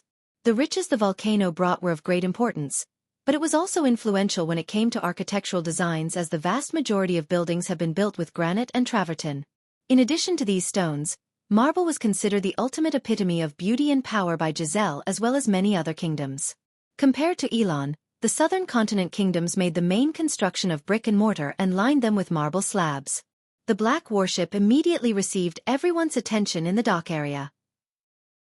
Michael saw little children pointing their fingers at the ship while their eyes sparkled in amazement. As the Silent Reaper approached the docking area, Gaia came to his side, stretching her arms after her morning meditation. Like Michael, she too started to wear full black clothes. She wore everything the same as him except the small satchel hanging on her waist where the Hydra is sleeping peacefully. Because Michael lowered a pirate flag that had the skull and two swords on it, a group of patrolling soldiers came to the docking area. Michael was not a historian, but he watched enough movies to recognize the soldiers as legionaries with one single look. The patrol unit contained 12 soldiers who held long pointy spears in their hands. They wore red knee-length woolen tunics as well as shin guards made out of leather. They didn't wear boots like the soldiers Michael had seen ever since he came to this world, but they wore sandals. Their torsos were vest-shaped armor with round plates covering their shoulders. Each soldier wore a helmet consisting of 2 flaps to protect their cheeks. In addition, the helm curled a little bit to protect the neck. Only the leading soldier's helmet was adorned with red plumes arranged in a crescent shape. Their thighs and arms were unprotected though. In simple words, they looked exactly like the legionary soldiers of ancient Rome. Not only the soldiers, when Michael looked around the buildings, they also looked exactly the same as the buildings he saw in some Rome-related TV shows and movies. Most of the buildings were 2 stories painted in white with light orange overlapping roof tiles. The unavailability of the ship flag raised suspicion among the soldiers. The soldiers waited for them to leave the ship. Michael turned back to look at Heinberg. "You sure they want to ask a question?" Michael would have put Jonah and Logan into a sack if it wasn't for Heinberg, who told him that he will deal with the soldiers. Until he could get the senators under his control, he decided to keep a low profile. His plan was to control the Giselle kingdom through the senators from the shadows. However, that didn't mean he would not show his powers at all. On the contrary, he would show his powers in a suitable place to get the maximum amount of badass points. As the ship came to a halt, Heinberg put a black bag on Jonah and Logan's heads before following Michael and Gaia to the docks. When Michael was walking down the plank, 3 types of people came into his view. The majority of the 3 were commoners who wore rather plain-looking clothes covering their full bodies. They didn't wear any sparkling pieces of jewelry or any kind of accessories to adorn themselves, only sweat of hard work adorned them. These people were the majority in the docks area. Most of them were unloading wooden boxes from a merchant ship at the docks a bunch of meters away from the Silent Reaper. What was inside the wooden boxes was not Michael's concern at the moment. The soldiers remained calm until they saw Heinberg dragging 2 bodies that had their heads covered by black bags. Some of the soldiers standing behind the leading soldiers tilted their spears towards Michael as a sign of caution. "Tell your men to move aside, soldier. We are here for official business." Michael noticed Heinberg retrieving a gold-plated card the size of a credit card from the inner pocket of his shirt. This was the first time Michael saw the thing, but apparently not the soldier in the front. The moment he saw the card, the soldier's body tensed. He immediately saluted at Heinberg while his eyes showed a mix of fear and respect. "Where is Senator Caius?" "In his manor, sir." "Does the sir want us to escort you?" The soldier almost raised his voice like he was in a cadet walking. After Heinberg showed the gold card, The soldier didn't even take a second look at the bodies. Lord Lucifer Heinberg looked at Michael, wordlessly asking him to speak further. Michael just nodded as Heinberg gave further orders to the soldiers. No one goes to the ship without my say-so. Yes, sir.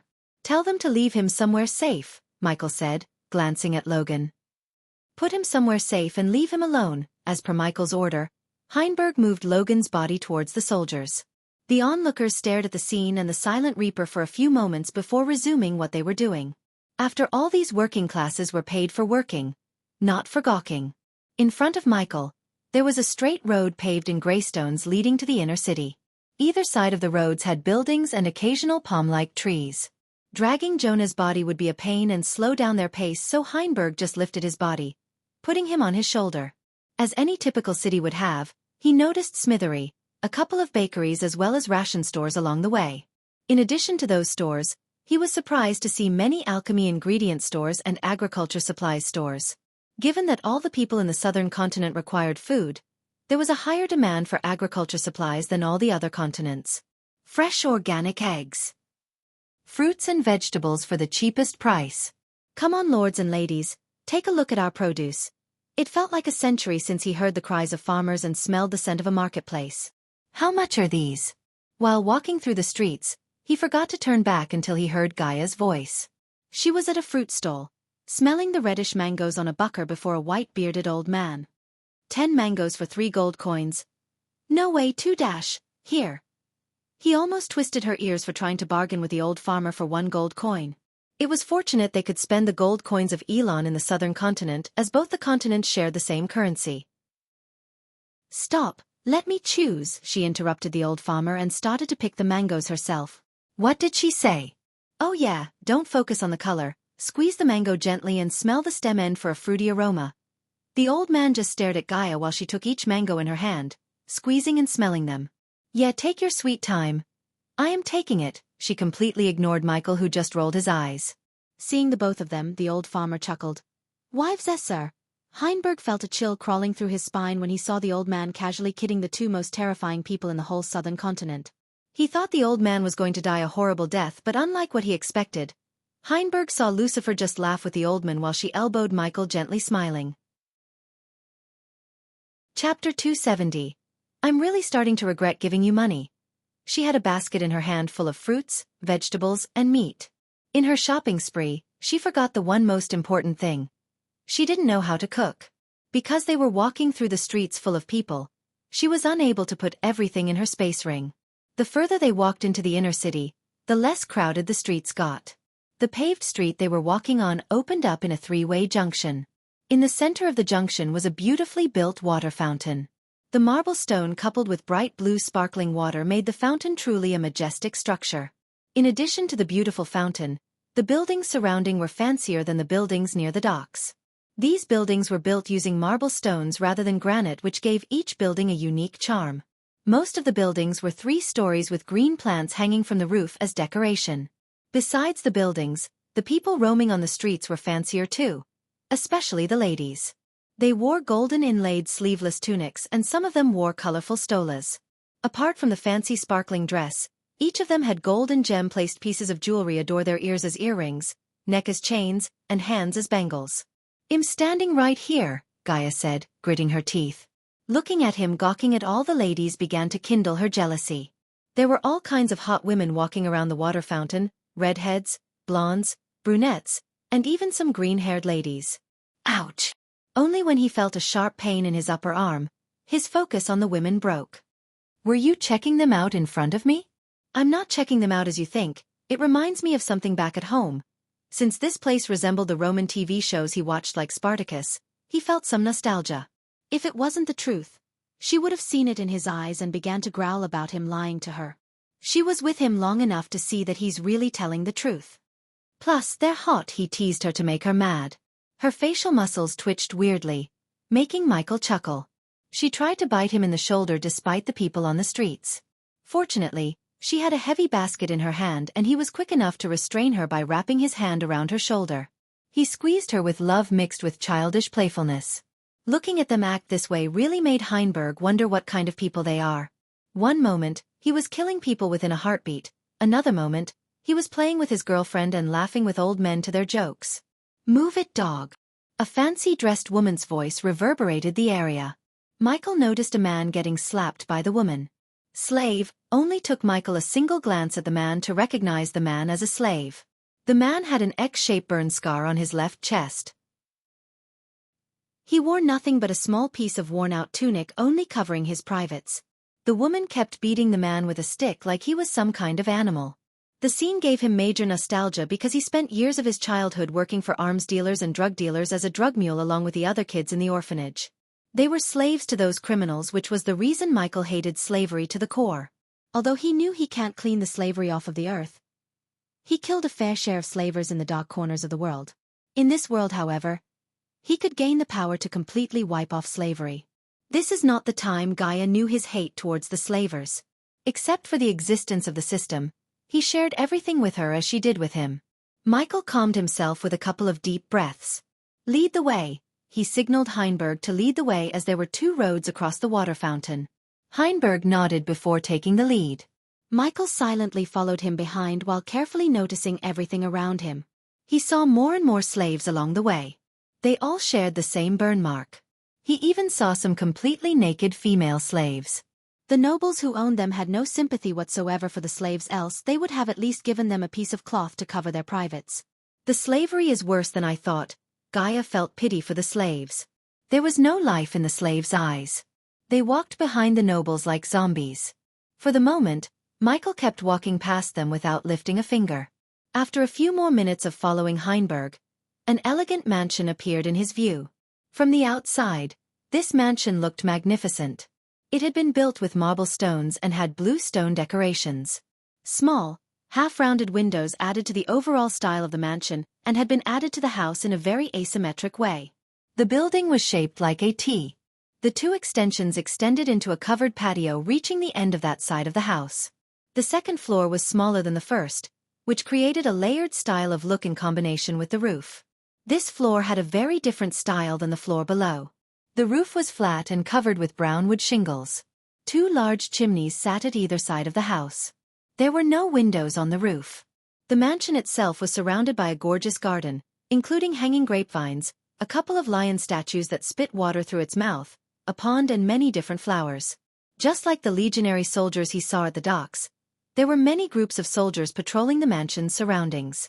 On top of the legionaries, he could see many soldiers who wore no armor but only briefs and long red capes. The long red cape, golden boots, and shield with the symbol V made it pretty obvious to Michael. "Are those Spartans?" Still Michael asked just to clarify. "Yes, they are, Lord Lucifer." Unlike the legionaries, the Spartans remained closer to the mansion entrance. "What are you waiting for? Go ahead," Gaia ordered Heinberg. The Spartans were an elite group of soldiers who only answered to the senators. Therefore, Heinberg's gold card meant nothing to the Spartans. Heinberg showed the gold card to the legionary soldiers while walking towards the mansion as the soldiers saluted at him before moving away from their path. Stop, however, when they approached the front door, a Spartan warrior with dark brown hair and beard stopped them. The Spartan had a clear muscle definition. His face was covered by the helm, but Michael could see his brows frowning looking at the body on Heinberg's shoulder. The Spartan focused on the body as he didn't even take a glance at Michael or Gaia. "Who is it?" The Spartan didn't address Jonah as a body. It was obvious to Michael that the Spartan soldier saw enough dead bodies to differentiate a live one from a dead body. Heinberg turned his gaze towards Michael, waiting for him to open his mouth. "It's Senator Caius' son, Jonah." "Jonah?" The Spartan soldier let out a surprised shout. "Why is he unconscious?" No matter, the Spartan soldier continued before looking at Michael and Gaia from top to bottom. "Spartans!" the Spartan soldier shouted as a couple of more Spartans came out of the house. "Search them before letting them in. I'll go see Senator Caius." The Spartan soldiers went inside as the other soldiers came to search the trio. Michael let the Spartan soldier search him without saying anything. After all, both Michael and Gaia had no weapons on them, but they kept their weapons in the space ring. Even though Gaia was a female, the Spartan soldier never crossed his line when searching for her. Michael nodded in approval inside, looking at their discipline. "You can't bring this inside," the Spartan soldier pointed at Gaia's basket. "And what's in that satchel?" She could leave the basket outside, but there was no way in hell she would show the Hydra to the outside world yet. She didn't even trust Maxine with the Hydra, or she would have left the little Hydra in the ship. "It's Senator Caius' package." Michael's words stopped the Spartan soldier from touching the satchel and probably ended up dead in her hands. After hearing what he just said, the Spartan soldier gave them a look of doubt but eventually decided not to search the satchel because it's a crime to lay hands on packages such as those of the senators. All the Spartan soldiers knew about the secret operations the senators do in the shadows. Therefore, the soldier kept his hands off of the satchel. "Follow me and don't make any sudden moves," the Spartan soldier warned them before leading them into the mansion. "Humph, not a Spartan in this county who could stop these two," Heinberg thought to himself. The Spartan always acted so high and mighty because they were the strongest and the elite soldiers a kingdom could offer. This made many Spartans extremely overbearing. Heinberg couldn't wait to see the two of them kick some Spartan asses, and nor could Michael. Chapter 271. While following the Spartan soldier, he noticed several more Spartans guarding the mansion. Apart from the Spartans, there were many slave maids cleaning the floors, furniture as well as walls. The mansion's interior was just as fancy as the outside. The marble floors cleaned by the slaves were spotless, reflecting the golden light produced by the miniature chandeliers on the ceiling. The corridor gradually opened up to a spacious hallway where Michael saw several paintings of a man in a toga hanging on the walls. The man looked like a typical Roman nobleman with a short haircut. A few slaves cleaning the floors took a peek at Michael, but they quickly turned their eyes at the floor before the Spartans could notice them. "Clean it thoroughly, low lives. The rug is worth more than your filthy lives," a legionary soldier shouted at the slaves cleaning the floor near a maroon carpet. The hall was decorated with a classic Roman sofa set with a gold-inlaid tea table as a centerpiece. The dark brownish sofa set did not match with the white marble floor per se, but it gave a unique charm to the hall along with a huge chandelier hanging directly above the tea table. The Spartan soldier threw a glance at Michael and Gaia, expecting them to be shocked by the grandness of the mansion, yet what he saw in their eyes was nothing but indifference. Soon, the soldier led them towards the curved stairs on the far end of the hall. Heinberg walked forward on the stairs carrying Jonah on his shoulder. His heartbeat began to rise nearing the senator's room. To this moment, he had no idea what these two were planning to do with Senator Caius. After they climbed the stairs, they saw a majestic two-door with golden doorknobs. The door was guarded by two Spartan soldiers. One was a normally built soldier while the other looked huge, almost double the size of Logan. The soldier wore full golden metal armor from toe to head. There wasn't a single place in his body that wasn't covered by metal. He was at least 7.5 feet tall with the same size spear in his hand. "He's the giant, Senator Caius' personal guard. Wait inside, Senator Caius will meet you in a few moments." The Spartan standing beside the giant opened up the door. "You heard him. Don't do anything stupid while you're inside." No one accompanied the trio inside the room. As far as the Spartans concerned, who would be stupid enough to steal something when the giant standing right outside the door? If they were caught stealing or anything that could harm Senator Caius, the giant would rip their bodies apart. Even the Spartans were afraid of the giant. The room they stepped in was large yet looked cozy with thick carpet, a large oak table with two comfy chairs on the front for the guests while white throne-like sofa for the senator. There were no windows though, which was logical considering no one could assassinate the Senate from a distance through the windows. The walls were full of more paintings except this time. They weren't the paintings of the senator but abstract paintings. So much money wasted, Michael sighed looking at the paintings. He could tell the senator was a fanatic for paintings by looking at the room. Back on Earth, there were rich people who would spend millions of dollars on paintings. Michael never understood these people, and now he knew the senator was one of them. The table was empty without any documents or pacers on it. The golden light radiated by the chandelier lightened up the room. He wondered what's powering up the chandeliers. "Take the bag off," Michael ordered Heinberg as he removed the black cloth from Jonah's head. "Are you gonna wake him up?" As Gaia asked, Michael lifted Jonah with one hand from Heinberg's shoulder and put him on the chair in front of the table. After putting Jonah on the chair, Michael's gaze turned towards the senator's chair. The chair was made of some kind of glossy redwood with gold plates etched on top rails and stiles. The seat and arms were covered in dark maroon cushions to provide extra comfort. Heinberg saw Michael walking towards the senator's seat instead of sitting on one of the guest chairs. His heart pounded against his chest with each step he took towards the chair. Gaia followed him behind before hopping onto the table beside the chair. The Spartans outside the door still didn't notice anything happening inside. Standing just beside the chair, Michael willed the system to equip the Lucifer armor without the mask and hood. In a blink of an eye, Heinberg saw Lucifer put his armor on. He shivered at the sight of the black armor. The sight of them in their armors told him the horror of what was about to happen. Heinberger instinct screamed at him. His eyes were locked at the entranceway, expecting the giant to step in any second. If it was before, Heinberg would have been afraid of the giant, but now, Lucifer and the girl freaked him out more than the giant. He witnessed how easily Lucifer killed Ross and everyone. After witnessing what a magic spell could do, he really didn't think even the giant could stand a chance against Lucifer. Good. I was kinda getting bored. Gaia closed her eyes for a second before transforming herself into Dark Queen. Unlike Michael, she put on the black mask and the hood, making herself mysterious and eerie. Michael finally seated himself on the senator's chair, casually putting his legs on the table. He tilted the chair backward, which caused creaking noises. Unacceptable. Just as Michael expected, the noises drew the Spartans' attention. The moment the two Spartans entered the room, the Spartan soldier standing beside the giant shouted at Michael. The giant, however, remained silent, but Heinberg could feel the cold, murderous aura coming from the giant. Gah! The giant uttered no words but growled menacingly. Heinberg's body automatically moved towards Michael's side, away from the Spartans. He knew the safest place for him was by Lucifer's side.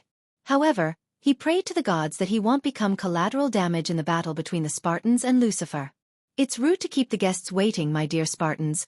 Since he didn't use a voice modulator, he sounded like himself. But what he did and said made the Spartans' blood boil in anger. Soon, several more Spartans came running after hearing their fellow Spartans' initial shout. At the moment, 12 angry Spartans stood at the entrance aiming their spears at Michael and Gaia. As usual, Heinberg saw no distress on his face. Grrrr! The giant's growl got louder as he took a step towards Michael. Each of his steps made the room tremble. What's going on here? The giant halted his steps when they all heard a sudden voice. The Spartans moved aside as Michael saw the old man in the painting standing at the entrance with the Spartan soldier they met before. What in the hell? The Spartan soldier reacted the same as the others. Senator Caius Heinberg called out to the senator to draw his attention. I don't know who you are, but you just made a big mistake. However, Senator Caius was still looking at Michael. Although the senator looked calm, Michael could see the killing intent in his eyes. If gaze could kill one, he would have died by now. The senator walked towards him while the Spartans surrounded the room, waiting for the senator to give the killing order. The senator stopped by the giant's side. He glanced at the giant, wordlessly telling him to wait for his order. I have some questions for you. But before you answer them, you better explain to these two the crimes they committed against the kingdom. Senator Caius could see that they have probably returned from the undead island completing the task, but what Michael did was a crime against him. To this moment, Caius didn't see Jonah's face because he was facing Jonah's back, not his face front. He doesn't take orders from you anymore, Caius, Michael calmly said. Grrrr! The giant growled more after hearing Michael address Caius by his name. Addressing a senator by his name before others was a crime and considered insolence against the kingdom itself. Therefore, the Spartans became enraged. Why don't you take a seat beside your son? Michael pointed at Jonah as Caius' eyes went wide in shock. He slowly moved towards Jonah before looking at his face.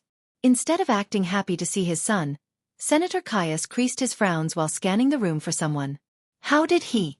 Where is Ross? Finally the senator asked for Ross. Did you really think they would survive on that island the second time? Michael's words stunned the senator. For the first time, the anger in his old eyes faded away while a hint of panic emerged in his eyes. I offered him the chance to live. All he had to do was swear his loyalty to me. You killed him? The senator gritted his teeth. I don't believe it. You couldn't have killed Ross in a million years. He's a Spartan captain. The Spartan soldier yelled at Michael. To the Spartans, Michael was just a youngster in fancy armor. They couldn't even imagine him killing Ross, a highly decorated Spartan. Oh, he was a Spartan? This was a piece of new news to Michael. That doesn't matter now. Let's get on to business, shall we? Chapter 272. The Spartans were waiting for the senator's orders to kill him.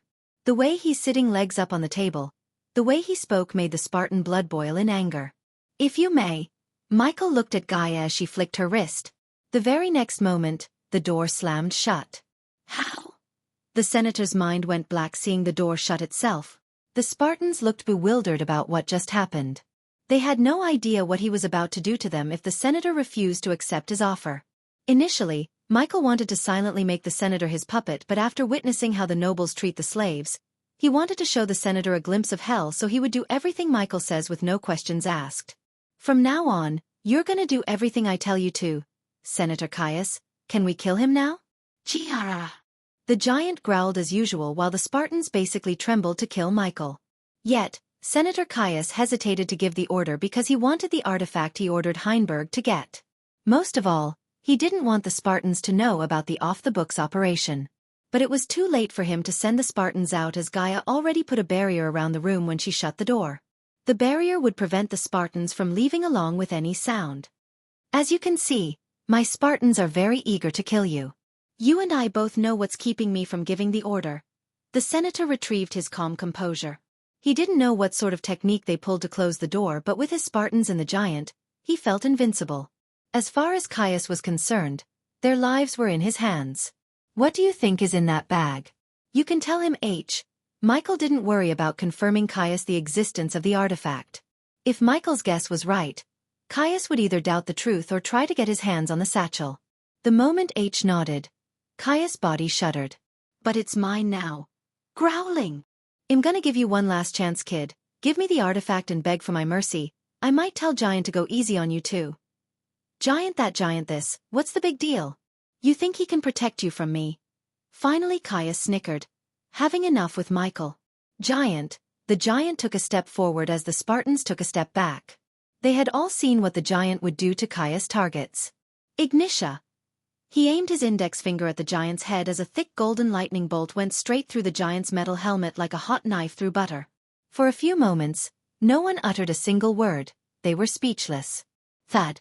It took the giant's body a few seconds to hit the ground. Soon the giant was lying in his own pool of blood beside Senator Caius. Protect the senator. Only the Spartan soldier Michael met first regained his senses. He immediately shouted at the other Spartans, realizing the danger Caius was in. Caius, however, stood still in shock. His brain went blank, seeing magic for the first time in his life. Wind blast. Before the Spartan soldier could come to the senator's side from where he was standing, Michael cast another spell, blasting the Spartans as well as the senator into the wall. Spartans, gladiators, giants, no one can protect you from me if I want you dead. Michael slowly stood up from his chair. The Spartans were strong, but the wind blast was stronger. The force of them hitting the stone wall almost knocked them out. Senator Caius wiggled on the ground, trying to get up. Almost all the Spartans on their knees while trying to get a good grip of their spears to attack Michael and defend the senator. Gaia walked along with him before kicking one of the Spartan soldiers in the gut. She didn't stop with one but kicked every Spartan soldier. If she was a southerner, they would have dodged or evaded her kick. Since she used arch energy to speed her movements, they could do nothing. In a couple of moments, all the Spartan soldiers were coughing up blood with broken ribs. Only Caius was lying on the ground unharmed by Gaia. Get up, Michael lifted the senator by his neck. Do you need another glimpse? I think you do. He held Caius in one hand while pointing his index finger at the Spartan soldier they met first. Xianxia, the lightning bolt fired from Michael's fingertip, took another life in a blink of an eye. The blood splattered on Caius' toga, painting the white toga red. Bast. Xianxia. The Spartan soldier who just opened his mouth to curse Michael received a bolt of lightning through his head. Arg. The other Spartans growled in a mix of anger and shock. They wanted to stop him from killing more people. Their instincts and training told them to save Caius first before figuring out how he is using magic inside the void line. By sending your son to the undead island, you issued a death warrant on him. What's that tell you about you? Michael's grip around Caius' throat tightened. The old man's face started to turn pale. That you're not a good man, in other words, you're a bad man. After he said that, he threw the senator to the other end of the room. Thud. Senator. The senator hit the wall pretty hard before falling to the ground. His neatly ironed toga now looked messy with a few stains of blood. Stay still. When the Spartans tried to stand up, Gaia began to kick them once again. This time harder than before. Michael first went to the chair beside Jonah before dragging the senator by his neck. Let's start the conversation again. Michael put the senator on the chair beside Jonah, who was still in an unconscious state. He then hopped onto the table, putting his legs on the senator's chair's arms. Normally I would have killed you slowly and painfully. Tiny bolts of lightning danced around Michael's fingers. He moved his hand closer to the senator's face, so he could hear the sound of electric bolts. Who are you? I'm the man who's gonna rule this continent, Michael pulled Caius' right arm. L-R-R-G-G-G-G-G. Michael began to write his name one letter at a time on Caius' arm using the lightning bolt. His skin began to burn as Caius screamed in agony. You, Senator. Arg. Because of the barrier Gaia put around, not a single sound escaped the room. Watching Lucifer torture Caius sent a chill running through Heinberg's spine. He had seen the senator and the Spartans torture and kill people before, but he never imagined someone would do the same to them. Karma is a bitch, Senator, Heinberg sighed inside. After tattooing the letter F of his name, the senator's eyes rolled inside the socket. He was losing his consciousness, yet Michael injected a small amount of healing potion into Caius' bloodstream to keep him awake. It was not enough to heal the burn wounds, it was just enough to keep him from losing consciousness. Say my name. For the first time since he came to Caius' house, Heinberg saw his face turn serious. Standing on the side, seeing him like this terrified the heck out of Heinberg, and he could imagine how terrified the senator would be. Senator's body shivering was a pretty good sign of the fear in his heart. Say my name. The intensity of the lightning bolts increased while the room began to turn darker and darker. Caius looked up growling in pain to see Lucifer's eyes glowing in crimson-red color. Lucifer, the moment the senator said his name. His eyes fired up as dark smoke enveloped his body, completing Michael's Dark Lord form. With a swift kick, Michael turned Senator's chair to face the Spartans. I'm gonna make you a one-time offer. While speaking to Caius, he pointed at a Spartan. The lightning bolt brushed past Caius' ear and ended the Spartan's life in a second. From now on, yet again, he sent another lightning bolt killing another one. You work for me. Heinberg saw another Spartan soldier lose his life. Their eyes were still open with full of fear and shock. Or you and everyone you care for. This time Michael raised both of hand as several lightning bolts shot from his hands killed all the Spartans in the room. When the lightning bolts disappeared, the Spartan bodies permeated smoke and burned skin smell. The sight made Caius' blood run cold. We'll die. Michael finished his sentence after he turned Caius' chair to look him in the eyes. Their deaths were quick. Betray me or even think about it, you will beg for death. While the senator was scared shitless, Michael willed the system to place a teleportation rune on the table so he could teleport in and out of the room wherever he wanted discreetly. Clean the mess. Our senator here will offer a generous amount of gold to the Spartans' families who unfortunately lost their lives saving the senator's life from a group of assassins. Hi guys. I've been playing the heck out of Battlefield 2042 open beta for the last 2 days, so that was why I couldn't update the chapters. Sorry. Your favorite author does deserve a day or two off. Chapter 273. Was that really necessary? While flying above the city, Gaia asked Michael. Was what? Killing the Spartans. I thought we were just gonna beat the hell out of them. Michael stopped flying for a moment to answer Gaia. First, the Spartans would have told others that Caius is working for me. Second, killing all of them was the best way to scare and make Caius our bitch. Third, anyone who protects scumbags like Caius with their lives doesn't deserve to live. Michael never knew the Spartans like Heinberg. When he killed them, he only listened to his gut feeling which said the Spartans were anything but innocent. What's the plan now? She wasn't going to argue with him after noticing the cold intent in his eyes. Ever since he said he saw a glimpse of the future, she noticed many changes in him. He had become more cold-blooded. To be honest, she wasn't worried about his newfound changes. On the contrary, she was glad because there was no way a soft-hearted person could achieve their goals. Well, take a day off first.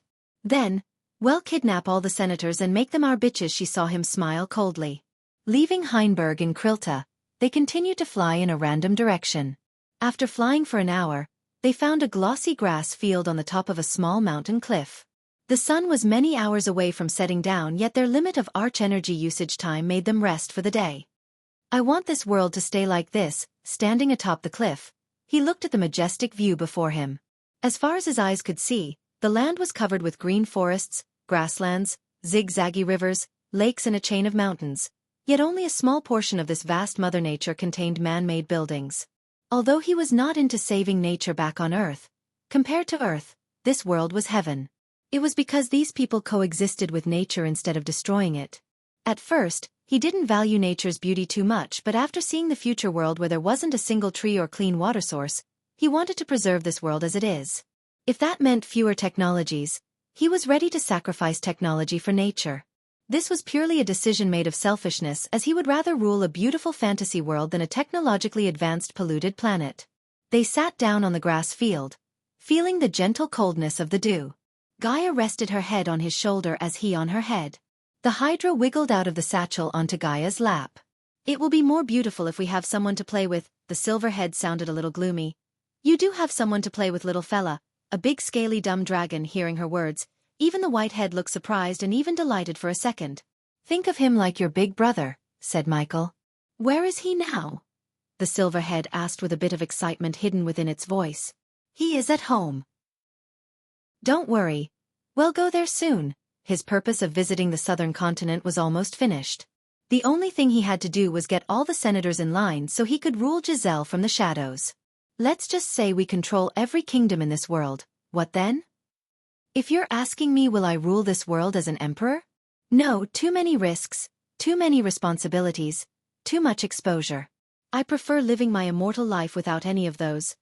What if I want to be the queen or the empress? She lifted her head from his shoulder, looking directly into his eyes. In his eyes, she seemed serious yet funny at the same time. For a few seconds, he couldn't find a suitable answer for her. He just stared at her pretty eyes. If you really want that throne, I'll not stop you, but don't expect me to play king. You will be a king after you marry me, it's destiny. She pinched his cheek playfully. Who said I'm gonna marry you? Her smile completely disappeared from her face. The rosy color of her face became redder while her eyes slightly welled up, looking at the earnest expression on his face. I'm just messing with you. Seeing her eyes watering up, he cupped her rosy cheeks playfully. You fucker! She lunged at him with all her strength and rage. Whoa! The Hydra jumped away to avoid being crushed under them as Michael and Gaia rolled on the ground. She kept drumming his chest for the prank he played. However, Michael's chest was like a steel plate. No matter how hard she hit, he didn't feel any pain. For him, it was great fun teasing her after a long day of work. You heartless son of a bitch. I will teach you a fucking lesson. Is that so? Michael grabbed her both hands while she tried to wiggle out of his grab. She was on top of him, which put a foxy smile on Michael's face. She was too angry to notice this smile as she continued to struggle. Stop, you two! There's something going on. The white head and silver head slid towards them. At the moment, the Hydra's wings and legs hadn't completely grown yet, so they moved like a snake. While she was struggling, Michael turned his head to see the Hydra. Don't you hear the commotion? The blackhead asked. The shoutings, the screams? Michael released Gaia's hands before wrapping his hands around her waist and stood up. He then hugged her from behind, looking at the Hydra on the ground. I don't hear anything. Release me. Stop it, snake. He placed a kiss on her neck and cheeks from behind to stop her wiggle. As he expected, she stopped moving as she let out a quick bark of laughter. Where did you say the noise was coming from? We didn't, the white head said. That way. The silver head turned its head further towards the forest. Finally, Michael let go of Gaia as she seemed to have calmed down. Are we going or not? The white head craned its head, wordlessly telling Gaia to pick them up. After flying around the kingdom, they only had 1 hour left of their arch energy usage. Yet, the Hydra's curiosity made them fly towards the direction pointed by the Hydra. They were flying above the lush green mountains until they saw a city surrounded by tall walls on the horizon. Unlike Krilta, this city was smaller and surrounded by city walls. Compared to the capital city itself, this city was far more defensible. Instead of landing and paying the guards as they would in any city, they flew directly into the city, hiding among the clouds. When they got closer to the city, they noticed the presence of soldiers was far higher than Krilta. From the sky, they could see numerous legionary soldiers, as well as Spartans, patrolling in and outside the city walls. The buildings and the architectural style were the same as Krilta, though. Soon, they quickly descended from the sky onto a dark alley. Mommy, look, gods! A boy standing on the balcony they landed shouted. Michael just winked at the boy before walking out of the dark alley into the crowded streets. The people largely consisted of women and men in fancy clothes were running toward something. There were not many slaves on the streets. Michael saw only a few slaves. They were completely naked and had various burn marks on their bodies. Ignoring the slaves as he was unable to do anything for them at the moment, Michael followed the crowd. This is what will happen if any of these strays tries to escape their masters. When they came to stop, Michael saw a stage built with 3 male naked slaves hanging. Their eyes were bulged out as their tongues were sticking out. In addition, there were deep cut wounds all over their bodies. Many noble ladies had their hands on their mouths looking at the gruesome sight. Yet, they remained there listening to the 6-feet-tall muscular man on the stage. He wore a golden toga and had a long bloody sword in his hand. Obviously, the blood on the sword was the slaves, and he indicated as much as pain he could to the slaves before hanging them. Michael wondered why. No slave can rebel against their masters in any Senate-ruled kingdom. Not in my watch. Soon, I will do the same to those rebels hiding in the Grey Mountains. The sudden talk about rebels piqued both Michael and Gaia's curiosity. Those dogs of gladiators are not a match for our Spartans. When the right time comes, I will personally march into Grey Mountains and bring the traitors' heads, and that day shall be set in stone as an example. Hail General Hyrieus! Hail General Hyrieus! Hail General Hyrieus! The nobles cheered in joy and pride while a few of the slaves stared at him with burning anger in their eyes. Michael noticed this. Unlike the slaves in Kryla, these slaves seem to have been wanting to be free men. It seems we have a gladiator army waiting for us. Standing among the cheering crowd, Michael thought to himself before deciding to follow Hyrieus. Sorry guys, I was so focused on doing things I don't love and miss doing what I love the most. It took me a while to find the strength needed to follow my passion instead of doing what others ask of me. I quit my internship and decided to become a full-time writer. So good news. Expect 2 to 3 chapters a day from November. And I hope you guys stick with me and continue to support my work. Chapter 274. The streets were filled with soldiers and nobles.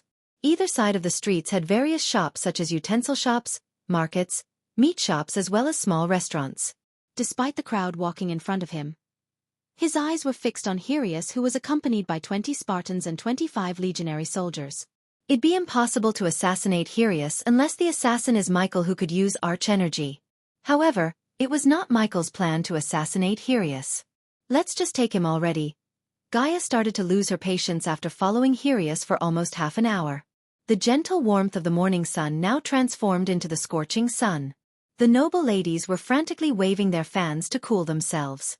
He felt pity for the ladies who had to wear corsets and thick clothes. Where the fuck is he going? She craned her neck slightly to see Hyrieus' party. Soon she got to know the answer for her question when she saw a 4-story building with 2 7-feet lion statues standing outside.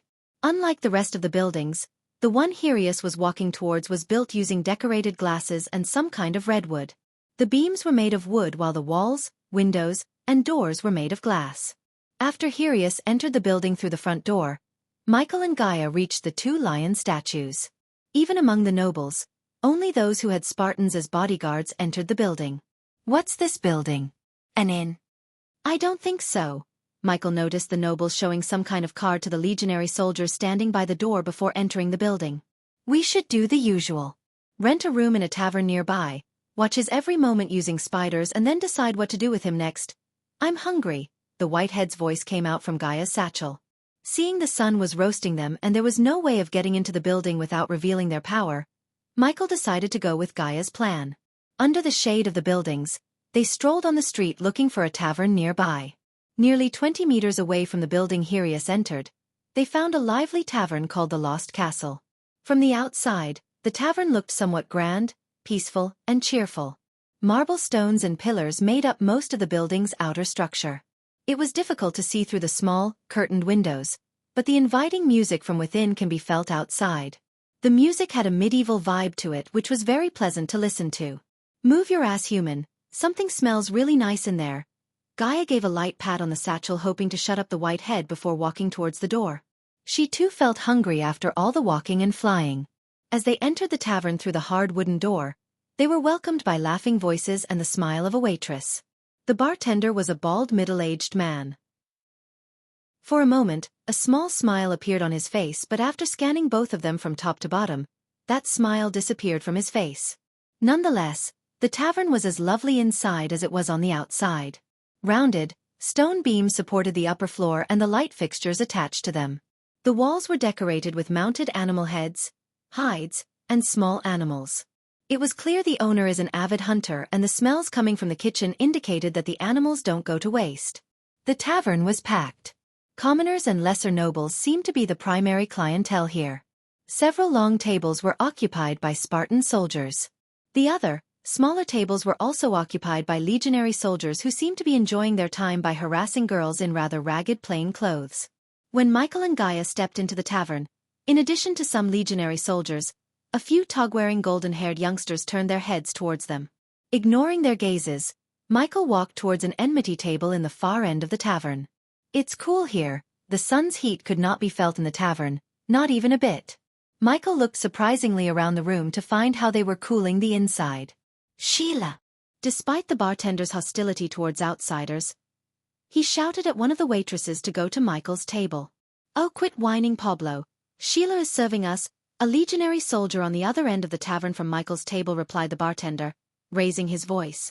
If it was Noah, he would have jumped the gun to fight the legionary soldiers for harassing a waitress.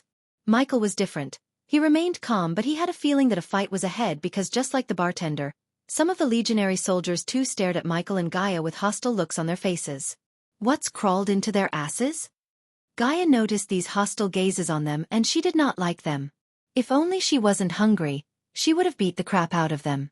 For now, answering her cravings was her first priority. Sheila, a brown-haired girl who wore a tattered brown top and grayish skirt. The girl was a commoner. That meant she had a better life than the slaves Michael saw. Yet in the tavern filled with legionary soldiers, lesser nobles, and few Spartans, a commoner like her was the lowest kind.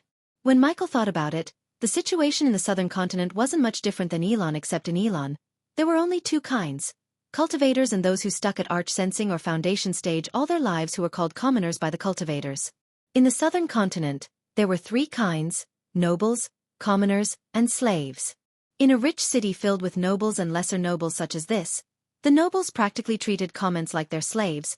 It was the girls who got the worse. It'd be a miracle if they lived through a month without being harassed or forced upon by a noble. Not that it was okay, but at least most of the cultivators would leave their victims with enough gold coins to live comfortably. In the southern continent, though, the nobles were far more heartless than those cultivators. Honey, why don't you serve yourself to us? The other waitresses were nowhere to be found while Sheila was being harassed by some noble youngsters. Can we kill them already? The white had enough of waiting. Since it inherited Gaia's personality, it hated waiting for food. Fuck them up. What the? Gaia was stunned after hearing the whiteheads shout. The youngsters who were harassing Sheila stopped what they were doing as almost everyone in the tavern looked at Gaia and Michael. Well, I wanted to avoid a cliché restaurant fight, but here we are. Michael shook his head disappointedly. He, looks like you're about to have a cliché fight. The system laughed inside his head. At least I don't have to use arch energy to beat these guys. Did you say fuck them up, bloody foreigners? A legionary soldier slowly stood up from his table, menacingly looking at both Michael and Gaia. The noble youngster finally let go of Sheila as their focus turned on Gaia, a much more beautiful girl than Sheila. I had a long fucking day and I'm fucking hungry, so I strongly suggest you assholes reconsider what you're about to do. Gaia removed the satchel as she put it on the table. Everyone, including the few Spartans, was completely surprised by her words, but soon their surprise became anger. They couldn't tolerate an outsider, and a girl disrespects their fellow soldiers. You better get on the ground. Begging for forgiveness, bitch, the legionary soldier gritted his teeth. You got insurance for this place? Michael asked the bartender. Why do you care? It's your bitch friend who needs 1 inch. The bartender's answer surprised Michael and at the same time, angered him a bit. He didn't know how they found out that they were foreigners or why the bartender was hostile towards the outsiders. Wrong answer. Michael slowly moved his hand back behind the chair, releasing spiders onto the ground. Since they might take longer than they actually planned, he didn't want Hirius out of his sight. Therefore, he released the spiders so they could get inside the building and monitor him. Apologize for your words or we will have to arrest you. A Spartan soldier stepped forward. Arrest me? You'd be lucky to lift a fucking finger when I'm done with you. Finally Gaia stood up, cracking her wrist. Let me take a shot, soldier. Suddenly the youngster who was harassing Sheila stepped forward with a wicked smile plastered on his face. Oh fuck this. Gaia lost her patience as she picked up the candle holder on their table before throwing it towards the youngster. The candle holder's round base hit the youngster's face with enough force to make him stumble backward and fall. Her movements were so quick as the legionary soldier standing beside the youngster had no time to react at all. Arrest her, the Spartan soldier seemed calm despite her actions. However, the legionary soldiers and the youngster's three noble friends got extremely mad. Their bodies shivered in anger. Lock the fucking door, I don't want them running away, the legionary soldier ordered the others. You're gonna regret that. Finally Michael himself stood up. At the moment, none of the soldiers or Spartans knew who they were messing with. Chapter 275. Somewhere else in the southern continent, one could see vast chains of complex mountains. Each mountain in the chain was tall to the point that they almost touched the clouds. People called this chain of mountains the Grey Mountains because at night, the trees blanketing the mountains glimmered a silver light.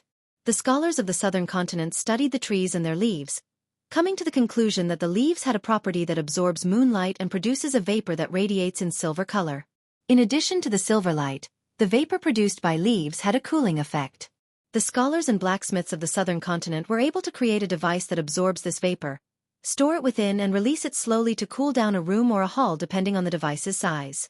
The Grey Mountains spread vast as the mountains surrounded 3 kingdoms.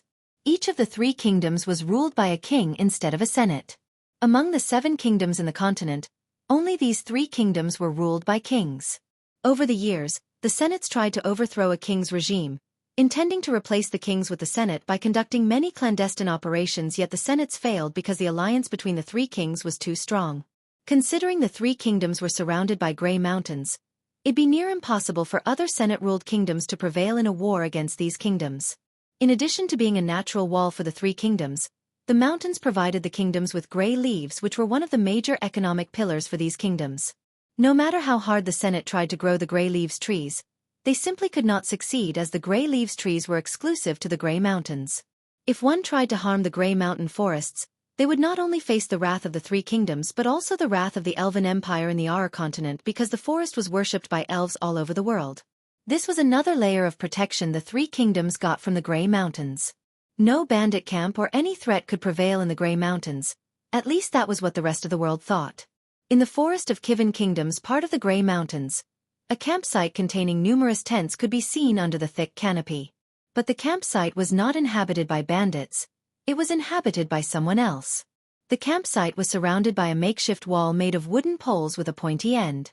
Inside this wall, there were numerous sturdy men doing chores such as tending to the horses, chopping logs, fixing tents, and sharpening their weapons. Apart from these sturdy men, one could also see several women of various ages from young to old. Despite their gender, all of them had many scars on their bodies including burn wounds. Every one of them in the camp was a slave. Many of them joined the Gladiator Rebellion 3 years ago before settling down in the Grey Mountains. The rebellion was led by the gladiator named Doctorus, the same man who trained Titus and Optimus, Arius brothers. 3 years ago, the Gladiator Rebellion started in Ludus Gallion in the Myral Kingdom. Soon it became a slave rebellion as many slaves began to rebel against their masters, fighting for their freedom. The rebellion sparked the dormant fire within the slaves to yearn for freedom. If the rebellion created a spark within the slaves, it created a forest fire within the nobles. The nobles viewed this rebellion as nothing but treason. Many nobles living in the Senate-ruled kingdoms began to treat the slaves even worse than before after the rebellion. Some of them even executed the slaves to make an example out of them. In addition to the atrocities against the slaves, many luduses, schools of gladiators, increased security and enforced strict rules to keep their gladiators from rebelling. Regardless of everything, still many gladiators killed their masters and joined the rebellion. Of course, among those who rebelled, many died before even crossing the kingdom's border, and those who survived suffered various injuries in the hands of legionary and Spartan soldiers. At the moment, inside a tent on the northern side of the camp, Tiberius was staring at the dagger in his hand. His hands were frantically shaking. Holding the dagger in his right hand, he touched the deep cut back of his neck. The wound was running from the neck to the middle of his back. Although he survived this deadly cut, it affected the muscle movements of his arms. He could not even hold his daggers tightly. If he did, his arms would silver uncontrollably. The dagger reflected a square-jawed man's face covered in wavy hair. Each passing day, his strength diminished little by little. He could tell that soon, he would not be able to fight at all. Tiberius. Tiberius quickly put the dagger away when he heard someone calling him. Although most of his fellow gladiators noticed his illness, they didn't say anything. The man who came to Tiberius' tent was another gladiator called Marcus. "What is it, Marcus?" Tiberius asked in a thick British accent. "It's time. Time for another bloody meeting." Tiberius made his irritation obvious but still followed behind Marcus to Doctorus' tent, which was located in the camp center. "Afternoon, Marcus." "Hiya, Marcus." "Greetings, Marcus." Almost all of the people they met on the way to Doctorus camp greeted Marcus with a smile but avoided eye contact with Tiberius. It was because ever since they settled here 3 years ago, Tiberius always had disagreements with Doctorus and many other gladiators. Plus, Tiberius was short-tempered and the most feared gladiator among them. Unlike Doctorus, who preferred to take a subtle approach with the senates and the nobles, Tiberius wanted to strike them down before the nobles could do the same to them. As far as Tiberius was concerned, he wanted a more aggressive leader to lead them. If not for the injury he suffered 2.5 years ago when they attacked a ludus in Jianghu, he would have fought for the leadership. Nonetheless, after all these 2 years, besides the injury, he also realized that he's not suited for leadership. That was why he's trying to push Doctorus to be more aggressive. Although Tiberius didn't like the way Doctorus does things, he respected the man. After all, Doctorus trained him and all the other gladiators in Ludus Gallion. He followed Marcus, ignoring all the pleasantries for a few moments before reaching the biggest tent of their campsite. The tent was large enough to hold a big round table they used for meetings and Doctorus belongings, which were not many. Other than being Doctorus' room, the tent also served as an armory. When Tiberius entered the tent, there were 6 male gladiators including Doctorus and 2 female gladiators were standing around the table. "I just received a piece of news from Jianghu.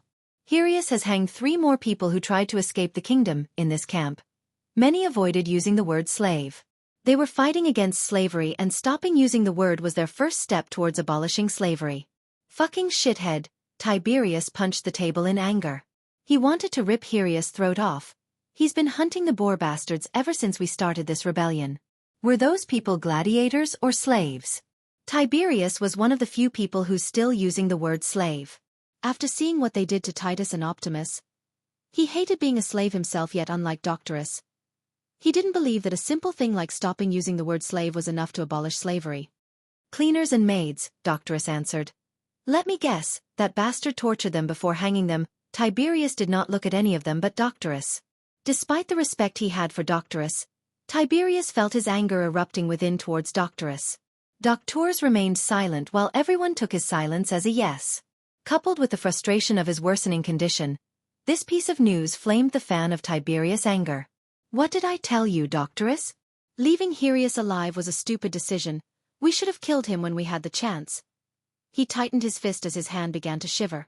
Although the gladiators standing around the table didn't agree with Tiberius on almost anything, this time was different. "You were there with me, Tiberius. It was killing Hyrieus or saving those girls. Even if I had to do it again, I would still do the same." "Then what the fuck are we doing right here? We don't have to anyone now. We must kill that fucker before he tortures and hangs more people. Give me 5 men and I will bring that bastard head." "You can't, Tiberius." Doctorus immediately rejected Tiberius' request. "You're not the same Tiberius you were once, and I'm not going to send you on a suicide mission knowing that you'll die." "What did you say?" The situation immediately tensed up as Tiberius walked forward towards Doctorus with intent to fight. He couldn't control his anger after being insulted by doctors like this in front of the others. Among everyone in the Ludus Gallion, only Titus and Optimus could fight and win him. Since they were not here, he would have been the best gladiator in this camp if not for his condition. "Stop, Tiberius." Marcus and some of the gladiators moved in front of Tiberius, trying to stop him. "Get out of my way." Tiberius punched Marcus in the jaw. The punch should have knocked down Marcus. Instead, it did not even move Marcus' head. "That's it," Marcus said before throwing a punch at Tiberius. If he was at his peak, he would have evaded Marcus' punch, but his condition slowed his movements. Doctorus shook his head disappointedly after seeing Tiberius getting knocked down by Marcus. He couldn't help but feel pity for Tiberius. A few minutes after sending men carrying unconscious Tiberius, the meeting resumed. Doctorus stared at the map of Giselle with a dagger in his hand. Tiberius was right. "We must stop Hyrieus before he harms more people," as he said. He plunged the dagger into the table through the map of Giselle. Right at this moment, None of the gladiators knew that Hyrieus was begging for his life to the Dark Lord. Chapter 276. In a blink of an eye. 3 days passed since they visited Lanercost, where they saw Hyrieus hang the slaves. The last 3 days were not very exciting for Gaia, except when she beat the hell out of legionary soldiers, Spartans, and the noble youngsters in the tavern. "Your Highness, he's here." While Gaia was talking to Michael through the earbud, she saw Heinberg approach her slowly. The sun had already set on the horizon, leaving the darkness to envelop the kingdom. The only light source in the room was the burning candles on the table before Gaia. The door gradually creaked open to reveal Senator Caius. The senator's eyes took a few seconds to adjust to the darkness. Soon, he saw Gaia sitting on his chair behind the table. He couldn't find Lucifer when he looked around. The image of him killing his Spartan soldiers was etched into his mind. Ever since that day, he has been having trouble sleeping. "What do you know about Senator Viridius?" She didn't even ask him to sit down, she just directly asked the question. For a few moments, the senator stared at her in fear. His face was pale while his legs slightly shivered. Noticing his behavior, Gaia sighed. "Look, as long as you serve us loyally and help us get what we want, we're not gonna hurt you. Plus, you'll get everything you've dreamt of and more. Now, sit down." She gestured at the senator to sit down as he took a few seconds of time before sliding the chair towards him and seating himself. "Back to my question. Tell me about Senator Viridius?" Senator Viridius is the head of the military. He was a Spartan captain until he was elected by the people. What's his connection with Hyrieus? Gaia noticed the surprised look in his eyes when she asked him about Hyrieus. "General Hyrieus?" "Yes. General Hyrieus is Senator Viridius' soon-to-be son-in-law. He came to Gisel to make sure his wedding's preparations are going well." This time Gaia was surprised because when Michael interrogated him, he said he came to Gisel to investigate the slave rebellion and watch the gladiator fight in the arena. Funny, Hyrieus said he came to investigate the slave rebellion and have fun watching the gladiators fight. The gladiator fight is a part of their wedding ceremony. The slave rebellion, it was more of his hobby. It's his. His voice trailed off because of the sudden realization he had. His what? Hobby, pleasure? Senator Caius couldn't see the snicker behind her mask. He knew she was right because he too heard rumors about Hyrieus, disturbing rumors. If anyone else, Senator Caius would have kept his mouth shut. However, to her or Lucifer, he would rather tell everything he knew than keep his mouth shut when being asked a question. "Both. I heard rumors about General Hyrieus buying slaves. And the slaves are never to be seen after that," Gaia finished Caius' sentence. "Is it true that Viridius leading the operation to catch the rebels?" Caius frowned, recalling the conversation he had with Viridius several weeks ago when they met at a gala. "When we met, he said he has someone else taking the charge. That someone else was Hyrieus and Viridius is running the thing behind the curtains." By looking at Caius' expression, she could tell Caius was telling the truth. "Anyways, we have a golden opportunity for you, Caius." In the middle of the night, Michael appeared inside Caius' room where Gaia was still waiting for him. In addition to Gaia, Maxine was standing behind Gaia's chair like a good bodyguard. Those who were in the Order of Death were extremely loyal to the Dark Lord despite the fact that the Dark Lord didn't even exist in their timeline. They worshipped the Dark Lord as their god. Those who escaped the Guardians still worshipped him in secret and passed their beliefs to their descendants. They did their best to make sure their descendants would find the Dark Lord eventually and serve him as they would have. Luckily for Michael, Maxine was just as loyal as her ancestors who served the Order. Therefore when Michael told Maxine that Gaia will be his wife, Maxine's loyalty towards Gaia skyrocketed because if Dark Lord is her god, the woman he marries would become her goddess. Heinberg went to take care of his part of the plan, which is to make sure all the senators show up to enjoy the gladiator fight. Lot was riding on the upcoming gladiator fight where the entire fate of Giselle would change. "Lord Lucifer." Maxine went to her knees almost immediately when she saw him appear in the room out of the thin air. "You can stand up and tell me you've done what I asked." Michael waved his hand as the replica of his skull and bones thrown in the abyssal appeared before him. He sat facing Gaia on the senator's chair. "It's done, Lord Lucifer." "Good," as he said. Michael turned his eyes towards the corner of the room where there was nothing, only darkness. However, there was something in the darkness, a living person.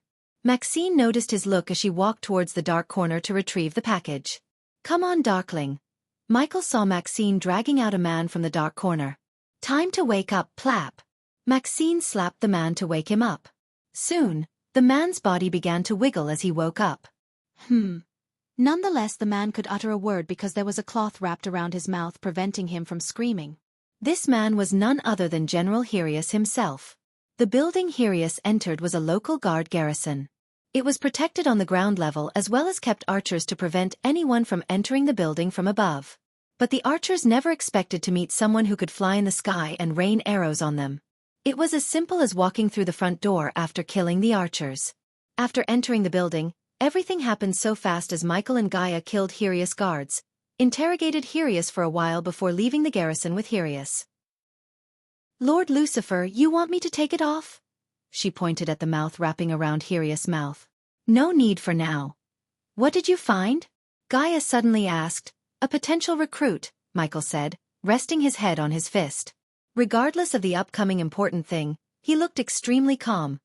"Aren't we gonna recruit the whole camp?" "We are, but this one, he's something more." "He could be something more." Michael had a smile on his face.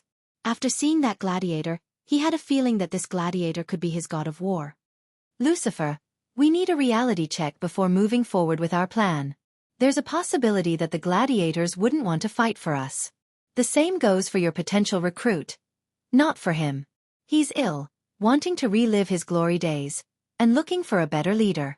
If we can't recruit him, we can't recruit anyone." He then looked at Hirius as a cold smile emerged on his face. "Also, he's desperate to put an end to Hirius' reign. And we're gonna gift this pig to him." Hirius wiggled frantically while trying to scream, yet nothing but muffled cries escaped his mouth. "Knock him out." After hearing Gaia's order, Maxine knocked Hirius out with a swift punch to the side of his face. "Lord Lucifer, how long will it take for the gladiators to reach the arena and set up what they planned?" According to Hirius, they're traveling to Morin and then coming to Gisel in a merchant ship, hiding in crates. They would reach Gisel in 4 days. And Senator Viridius will be waiting for them with 100 Spartan soldiers. "They are walking into a perfect trap," said Gaia. "Maxine, you'll be assigned to Caius' personal maid. Stay by his side and make sure everything goes according to the plan." "I assume we are going back to the camp." Gaia stood up with Michael. He had already left a teleportation rune so he could teleport back and forth. Considering this was nighttime, many in the camp were asleep, which made walking into the campsite less noticeable. Midnight came as perfect black, the true companion of every good night. The dark night was supposed to bring calmness to the soul, yet to Tiberius, the calmness, the cricket noises, as well as the cold breeze, only kindled the anger flame within him. Tiberius tried to vent his anger out on a tree by punching it as hard as he could. Because of his condition, no matter how hard he tried to punch the tree, his weak muscles didn't give him the power he needed. He then took out the dagger from the waist, trying to slash the tree, but he barely scraped the tree. Although he couldn't clearly see the mark on the tree, he was able to see how shallow the cut was by feeling the bark. "Damn you! Pulch!" Tiberius couldn't control his anger anymore as he slashed his left arm with the dagger. The dagger was extremely sharp as it made a deeper cut in his arm than it did to the tree. The blood gushed out of the cut. His anger overcame the pain. Having it rough, Suddenly Tiberius heard a voice coming from the woods.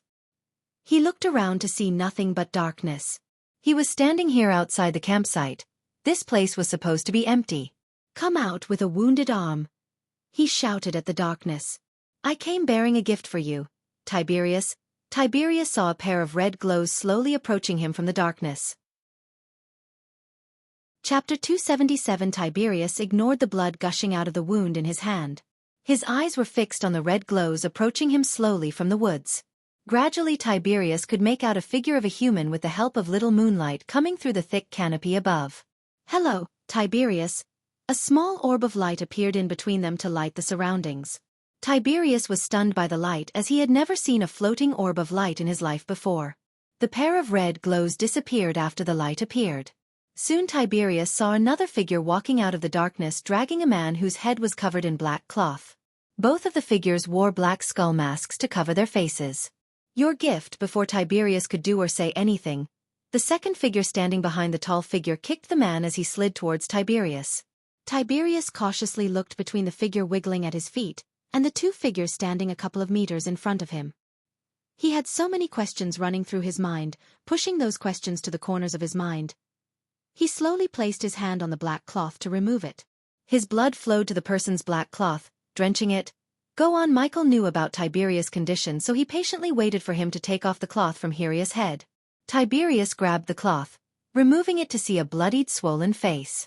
Despite the face being bruised, bloodied, and swollen to the point that it's hard to recognize him, Tiberius was able to identify him. His body began to shiver the moment he saw the face. It was not because of his condition, it was because of the overwhelming anger burning inside him. 2 years ago, it was Hirius who stabbed Tiberius in the back, causing his muscles to lose strength with time. Besides, although Tiberius was not best friends with Titus and Optimus, he respected them as gladiators. Titus and Optimus both fought Tiberius before their 50th battle that was supposed to earn them their freedom. Tiberius accepted the defeat like a champion because he was a soldier before becoming a gladiator. Hence he valued honor. What they did to Optimus and Titus was not honorable. It was that day Tiberius realized that there's no honor among nobles and there's no difference between a gladiator and a slave. When he was a gladiator, he was drowned in women, glory, adrenaline rush, and attention. They kept him from realizing the state he was in, a slave, just like everyone else. In addition to Hirius, he was angry with himself for being so damn stupid. Hirius frantically struggled to escape, but his hands and legs were tied with ropes, making it easy for Tiberius to have his revenge. Tiberius kicked Hirius in the gut before getting on top of him with his dagger raised high. Looking at the dagger with eyes full of horror, Hirius began to struggle more and more frantically. He could see the killing intent in Tiberius' eyes and tell what's about to happen. Arg! Tiberius let out a mad cry before going berserk on Hirius. He slashed Hirius as Hirius' muffled cries began to sound wilder and wilder. The blood gushed out of Hirius with each cut. Michael saw nothing but mad anger within Tiberius' eyes. Tiberius' condition made each cut shallower than he intended. Therefore, Hirius was put through the torture that slowly took his life. Tiberius saw Hirius' light of life gradually dimming in his eyes. Nonetheless, Tiberius' speed of slashing him didn't even slow a bit. Michael and Gaia patiently waited for Tiberius to finish without batting an eye. As far as they were concerned, Hirius deserved nothing less. After all, Hirius tortured and killed hundreds of slaves for fun and pleasure. After inflicting hundreds of cuts on Hirius, Tiberius was bathed in blood. "I thought he'll feel better," Tiberius said after spitting the blood that went into his mouth when slashing Hirius. "Who are you two freaks?" Tiberius turned his gaze towards Michael and Gaia. "We are building an army and we want you in it." "Humph," Tiberius snickered. "You may have not noticed, but I'm done being someone's bitch a long time ago. You aren't one now?" Michael questioned him, aiming to kindle Tiberius' anger more. "I'm not going to stand here and give you a golden speech. Instead, I'll give you an option to regain everything you're desperate for. You don't know me." Tiberius gritted his teeth. "I know enough to know you're losing strength in your limbs." Tiberius was surprised as Michael continued. "You want to fight, but you know you can't anymore. Soon, you'll be of use to no one here and die dreaming of your golden days." "Well, freak, I appreciate your gift. I really do, but unless you have a miracle drug hiding in that armor of yours, you're wasting your time." Michael heard Gaia gritting her teeth. It was obvious she wanted to beat the hell out of Tiberius for calling him a freak. "Calm down," he whispered. "There is if you accept my offer." For a few seconds, Tiberius' eyes went wide in shock. A small glimmer of excitement and hope emerged in his eyes, but it disappeared soon. Michael expected this reaction from him. According to Heinberg, there wasn't a cure for Tiberius' condition, at least not one in the southern continent. Since the healing potions had trace amounts of arch-energy within them and any arch-energy would be absorbed by the dormant hydra in the southern continent, the healing potion would be useless to Tiberius unless the healing potion brewed by Michael with a few adjustments from the system. "This is gonna sting." Before Tiberius could react, he felt a sting in his neck. "Fuck." He quickly slapped the neck where he felt a sting, like swatting a mosquito to feel a needle sticking out of his neck. "How do you feel?" Tiberius clenched his fist. Playfully pinched Zanala's cheek. A short snort of laughter escaped his mouth in utter surprise and joy. He could feel the strength returning to his arms. "This is just a tip of what I can do, Tiberius. If you want to kill more sons of bitches like Hirius and live your dreams, this is your chance." Tiberius looked at Michael in a new light. "Time to make a decision, Tiberius." Tiberius was more surprised to hear a voice of a girl from the masked figure. "What you just gave me, is it permanent? When I'm sure you're loyal to me, I'll give you the permanent cure. But know this, I'm not forcing you, and one of my goals is to eradicate slavery, so you won't be a slave like you were before. What I'm giving you is a choice. Are you willing to be my soldier? Well, fuck it. The feeling of his strength returning was too much to let go of. He wanted the feeling to last forever. Besides, these figures brought Hirius like he was nothing when Doctorus couldn't even get near the guy without being spotted by the Spartans. If you can give me this and assholes like him to kill, I do whatever you want. Peyton back at Peyton Manor. Zanali entered the room carrying a stack of parchments. Peyton was sitting on a white couch looking at the starry sky through the glass windows. Have they caught him? Peyton didn't even turn back to look at Zanali. She was drowned in the beauty of the star-filled sky. Not yet, and it's not him. It's her. What she said got Peyton's attention. A woman? How did you know? Zanali flicked her wrist as a vial with a few long strands of black hair in it. Our scholars found that these hairs we found on one of the L marks belonged to a woman. Zanali handed over the vial to Peyton. Why is a woman drawing L marks in various cities and villages? Zanali sat beside Peyton. It's either she's an ardent fan of Lucifer or she has been leaving the marks in the hope of contacting Lucifer. Peyton has been scouring the continent to find Lucifer before he kills more people. She was becoming obsessed with him. In 5 days, the time limit Lucifer offered is coming to an end. The nobles were already in a panic because it was them who did the worst crimes and had reason to be afraid of him. What I don't know is, how is she able to escape our men who are supposed to be on guard? She's skilled enough to do that, which makes catching her difficult, but we're getting closer. In a way, this is an opportunity, Zanali smiled. Opportunity? Yes. If we know about Lucifer, whatever she's doing might have already gotten his attention or will soon. We get her, track her, wait for him to show up, and we nail both of these criminal scums once and for all. Or... Her smile grew wider.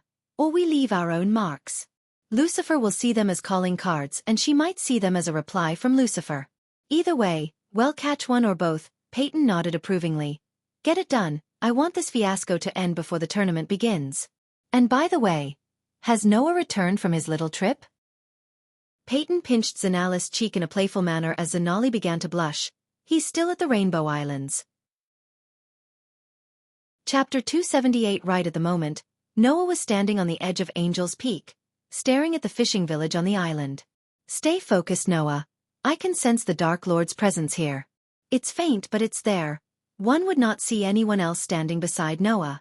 Yet, someone talked to him. Only Noah could hear the voice. He looked at his ring finger to see the rusty metal ring glowing. We've been searching for this Dark Lord for 2 months, teacher. I think it's time for us to go home. We will, after finding the source of this mysterious power I've been sensing. If Michael was to hear the voice, he would have recognized it as none other than the Supreme Guardian himself. Michael met him when he was inside the treacherous ocean. The Supreme Guardian's soul living inside Noah's ring had no way of connecting with the soul fragment Michael met. Because of that, the Supreme Guardian didn't have any memory of meeting the Dark Lord. However, the Supreme Guardian possessed the ability to sense powerful energy radiation coming from any part of the world. This ability helped Noah find unique treasures of all kinds that helped him cultivate extremely faster than most people in the world. We should ask the mistress of this island about this power directly. I have a feeling that she needs the Witcher Stone to deal with this energy you've been sensing lately. Noah touched the chest pocket to make sure the stone is still there. He traveled to the hidden dwarven village to get this stone. Even the Supreme Guardian didn't know anything about the stone's use. Nonetheless, he told Noah that this stone holds powerful magic. Tread carefully, Noah. The island mistress mustn't know about our true intentions, as she might have already been tainted by the Dark Lord. Teacher, there are people in this world who can't be tainted no matter what. I believe Lady Alden is one of them. Noah had met the wielder of Angel Vina before when he visited the Azer continent. Although she seemed cold and distant, Noah could tell she's a nice person. It had been almost a year since he last saw her. Noah. A gentle voice called him from behind as he turned back to see Johanna walking towards him carrying her Vina. Miss Johanna, when can I meet Lady Alden? Despite the fact the 2 disciples prevented him from entering the cave, he wasn't mad at them as he knew they were doing what their master asked them to. Mistress would like to see you now. Follow me. Noah was genuinely surprised by her words. Finally, he could meet her after waiting for a week. The sooner he finds out the source of the power his teacher has been sensing, the better. Wonderful. Noah smiled at Johanna before following her into the cave. Glowing colorful crystals illuminated the cave beautifully. It didn't look like a cave but a lavish hall in Noah's eyes. Except for the calming water flowing sound coming from somewhere inside the cave, he could hear nothing. The deeper Noah followed her into the cave, the thicker the arch energy he felt.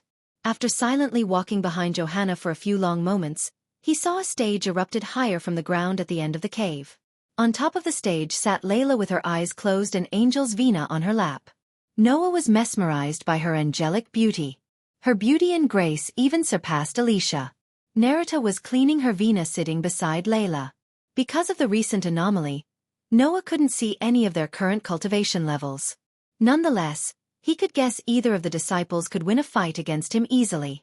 Suddenly Layla opened her eyes as she sensed the Witcher stone residing inside Noah's pocket. Noah felt the Witcher stone vibrate.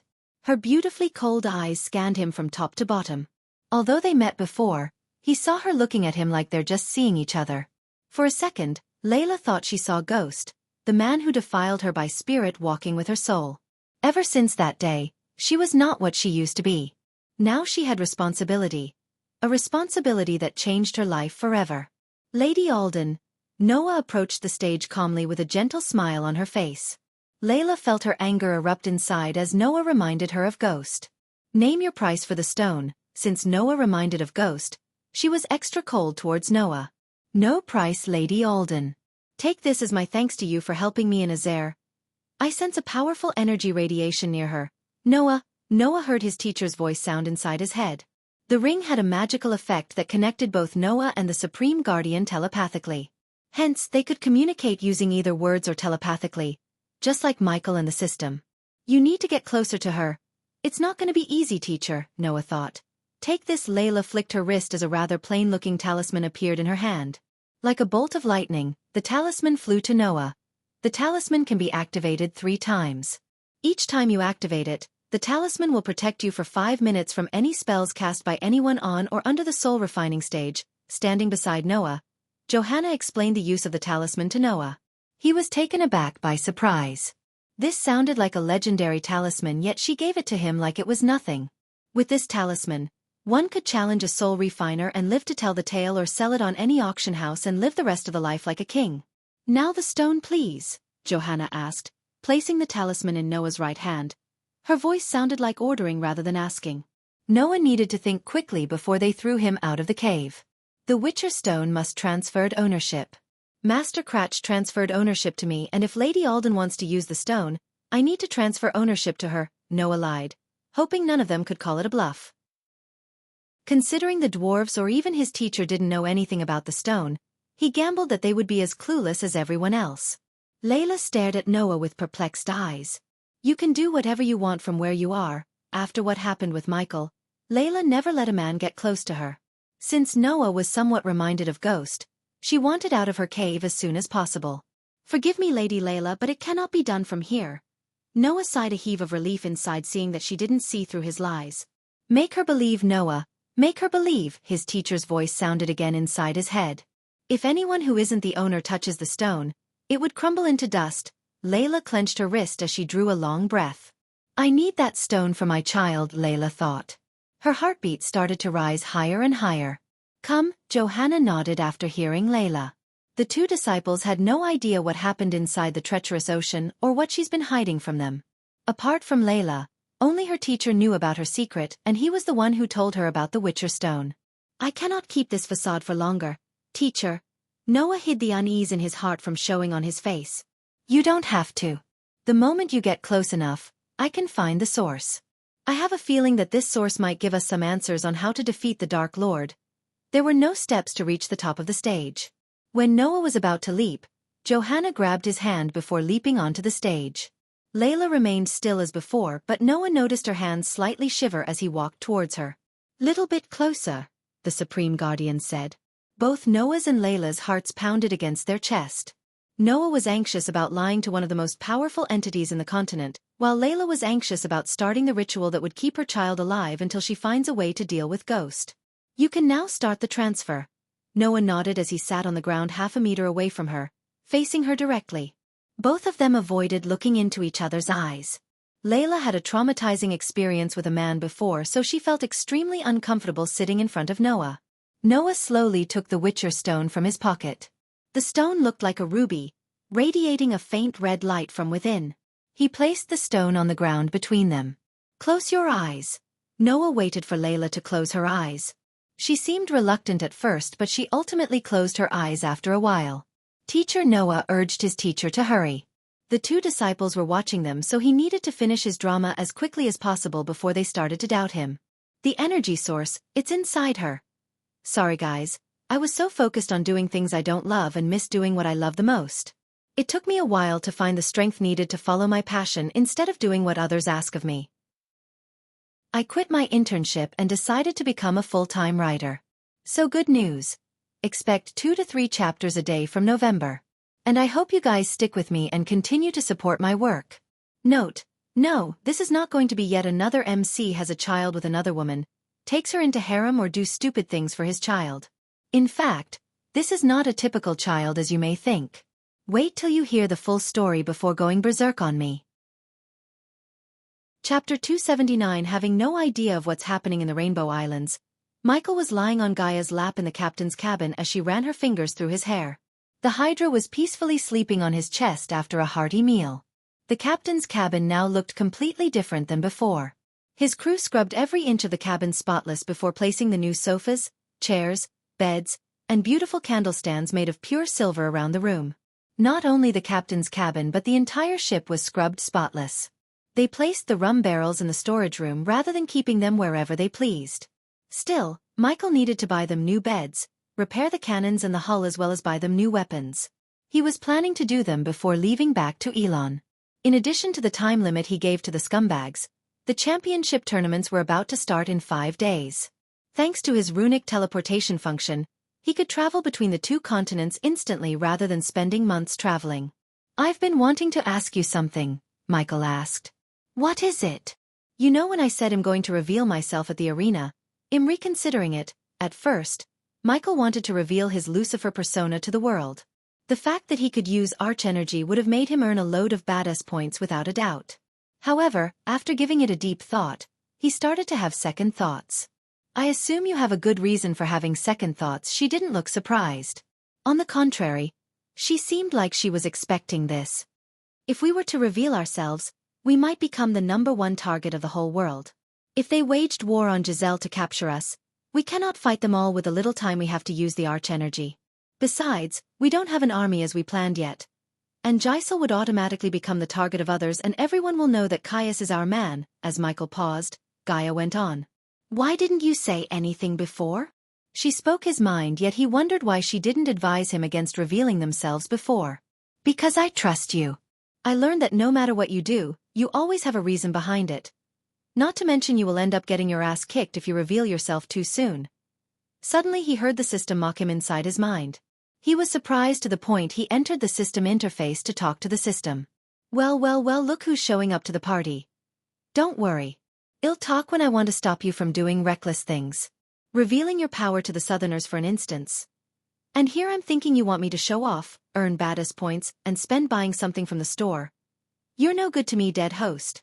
Revealing yourself at the arena would put a target on you, a target every godlike existence in this world would hunt you down. Why didn't you say so before? The system became more and more intelligent and less robotic after he upgraded the system to version 3. Michael had a feeling that it would become more talkative. Also, the system now mostly addressed itself using the word I and me instead of the system. I was looking to know your decision. Face it, host. You were an assassin who had one simple job, kill people. Now you're on a path to conquer this world and rule it from the shadows. It's not your domain. You'll make mistakes. Besides, ruling the world from the shadows is more badass than becoming an emperor. Upgrade me so I can be more help. There it is. For a moment, I thought you genuinely want to help me, not rob me. Michael laughed as the system went silent. He exited the system's interface after a few moments. So let's change our plan. Instead of showing up to burn those fuckers, well, let the rebels finish their job safely. Then we'll make sure they reach our ship unseen and get the hell out of Giselle. Gaia suggested a new plan. Initially, they planned to personally go to the arena, kill Viridius men and save the rebels. Now the plan had changed. Michael decided to let Tiberius, Heinberg, and Maxine deal with Viridius men. Has Heinberg placed the spiders around the arena yet? Michael asked Gaia. It was Heinberg's task to survey the arena and place the spiders around as well as below the arena so Michael could watch everything happening at the arena without being there. According to Hirius, the rebels were planning to place explosives beneath the arena where the explosives would do maximum damage. Yeah, the spiders are in the place.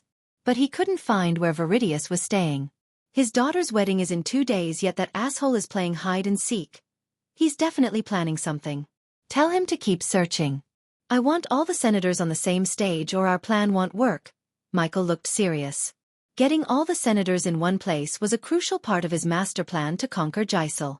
If everything went according to his plan, the kingdom of Jysel would be his when returns to Elon.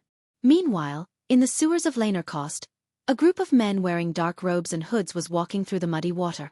4 of the men were carrying a large crate while 2 men walked forward, carrying torches to light their path. Their faces could not be seen through the dark hoods they were wearing. Regardless of their robes, one could tell that these men had sturdy muscular bodies looking at their broad shoulders and big biceps. Are we near Doctorus? One of the men carrying the crate asked. They were the chosen gladiators who came to Lanercost to destroy the arena along with slave traders, nobles as well as Lannistas. Yes, Doctorus said with his thick accent. This place stinks to high heaven. The gladiators twitched their noses because of the overwhelming stink coming from the drainage water running on the ground. In addition to the stink, the rats stared at them from the dark corners with their glowing eyes. Most of them would be glad not to hear the rats squeak as they move forward. If I'm right, we're very close to the arena, Mark, the gladiator who knocked down Tiberius said while carrying the torch. The arena above them resembled the Colosseum on Earth. It could hold at least 45,000 spectators. Where people sat in the arena was determined by the Senate. The best seats were reserved for the senators. Behind them were the nobles, scholars, and ranking army officers respectively. A bit higher up sat the ordinary citizens and the soldiers.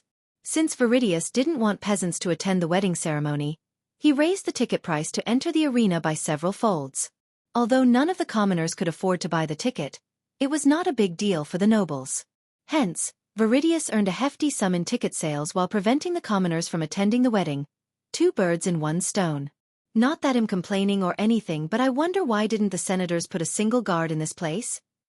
Another gladiator who was carrying the crate asked in a husky voice. Because the nobles or the senators don't know about the passage running under the arena. The scholars lost the blueprints and the maps in a fire several decades ago, Mark explained.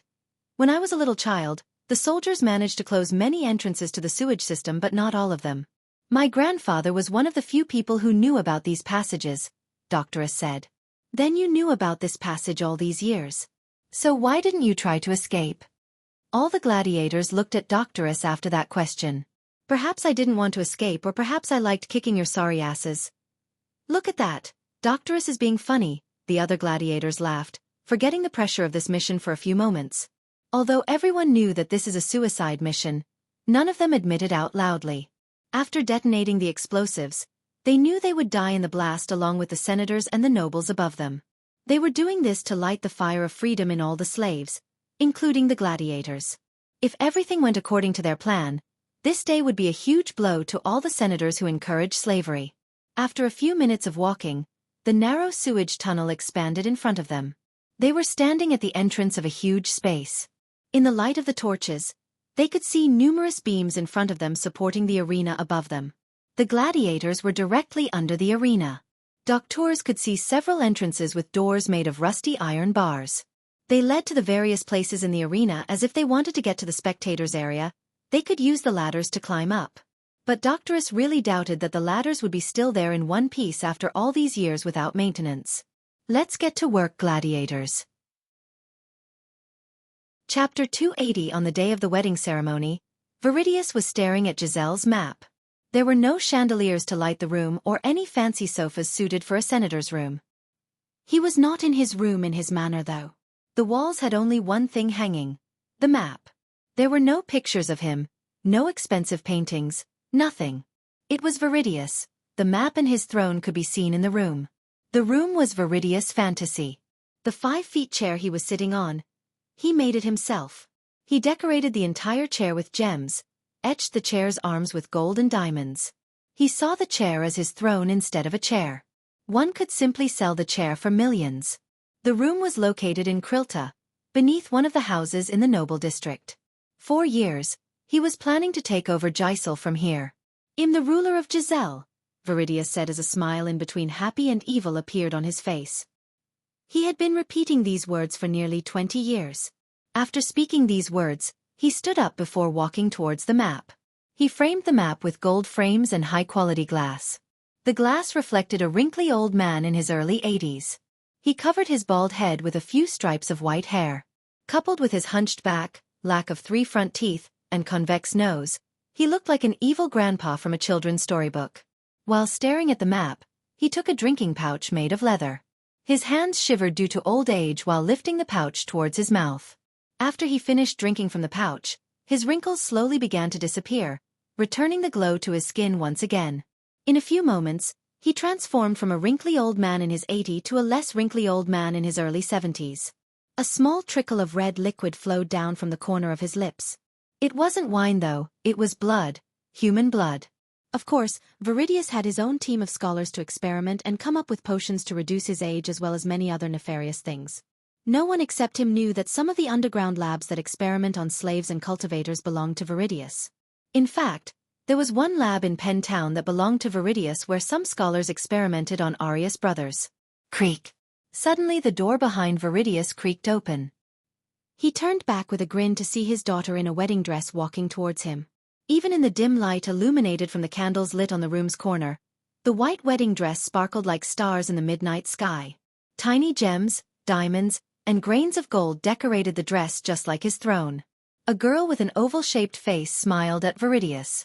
The thin veil covering her face failed to cover her purple-colored lips or the dark eyeliners. "The bride wants her groom papa," the girl pouted, yet her tone wasn't of a worried bride. Instead, she sounded amused. "The Giselle will soon be your groom pool, baby girl." The girl walked slowly towards Viridius. She then faked a frown.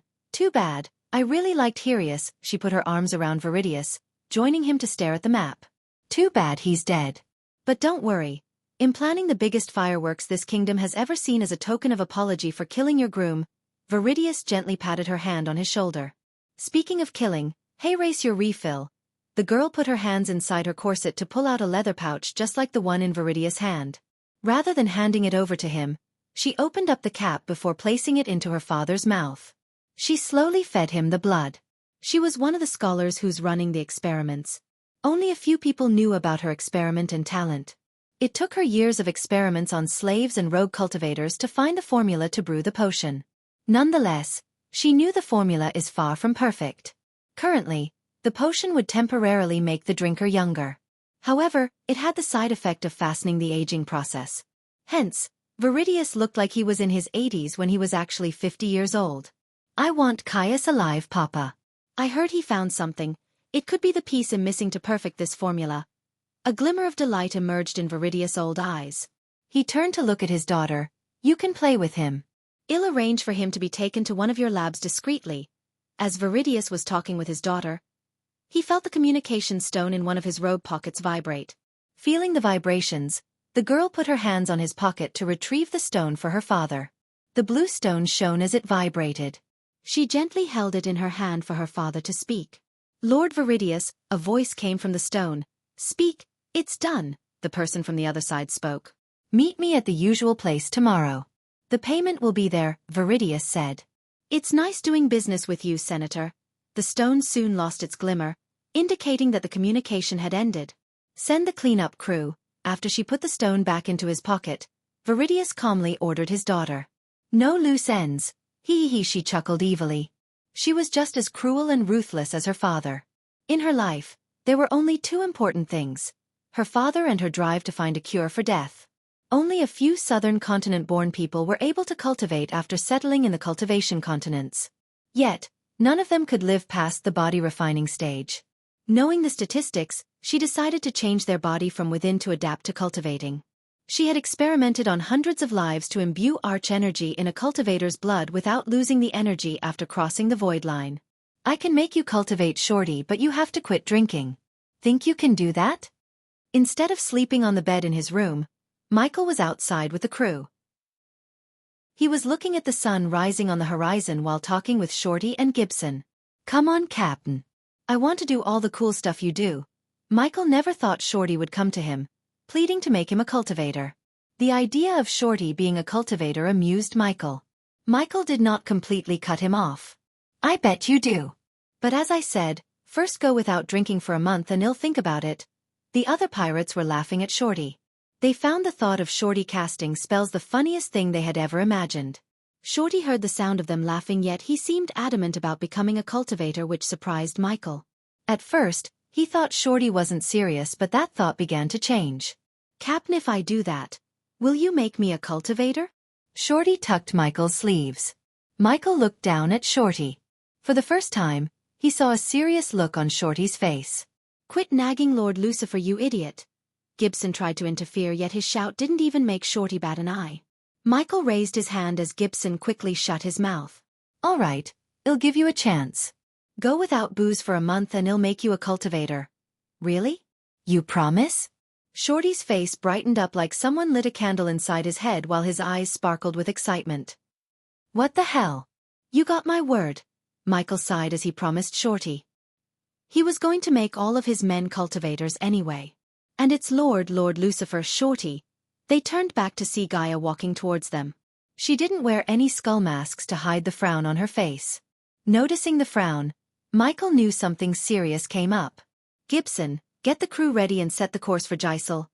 Yes, Lord Lucifer. Aye, Captain Lord. Lord Lucifer. Gibson addressed Michael as Lord Lucifer while Shorty addressed him as Captain. No matter how hard Shorty tried, he couldn't address Michael as Lord Lucifer. Still, Shorty was trying and Michael could tell he would learn soon. What is it?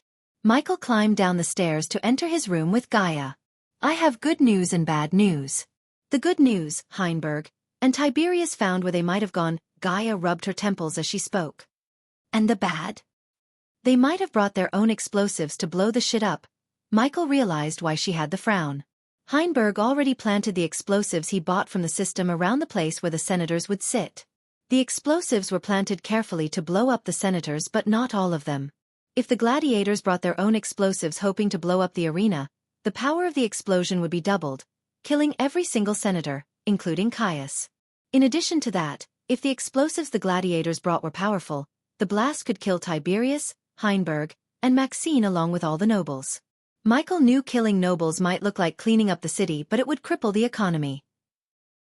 The nobles were the backbone of the kingdom's economy, so killing them was equal to crippling the kingdom.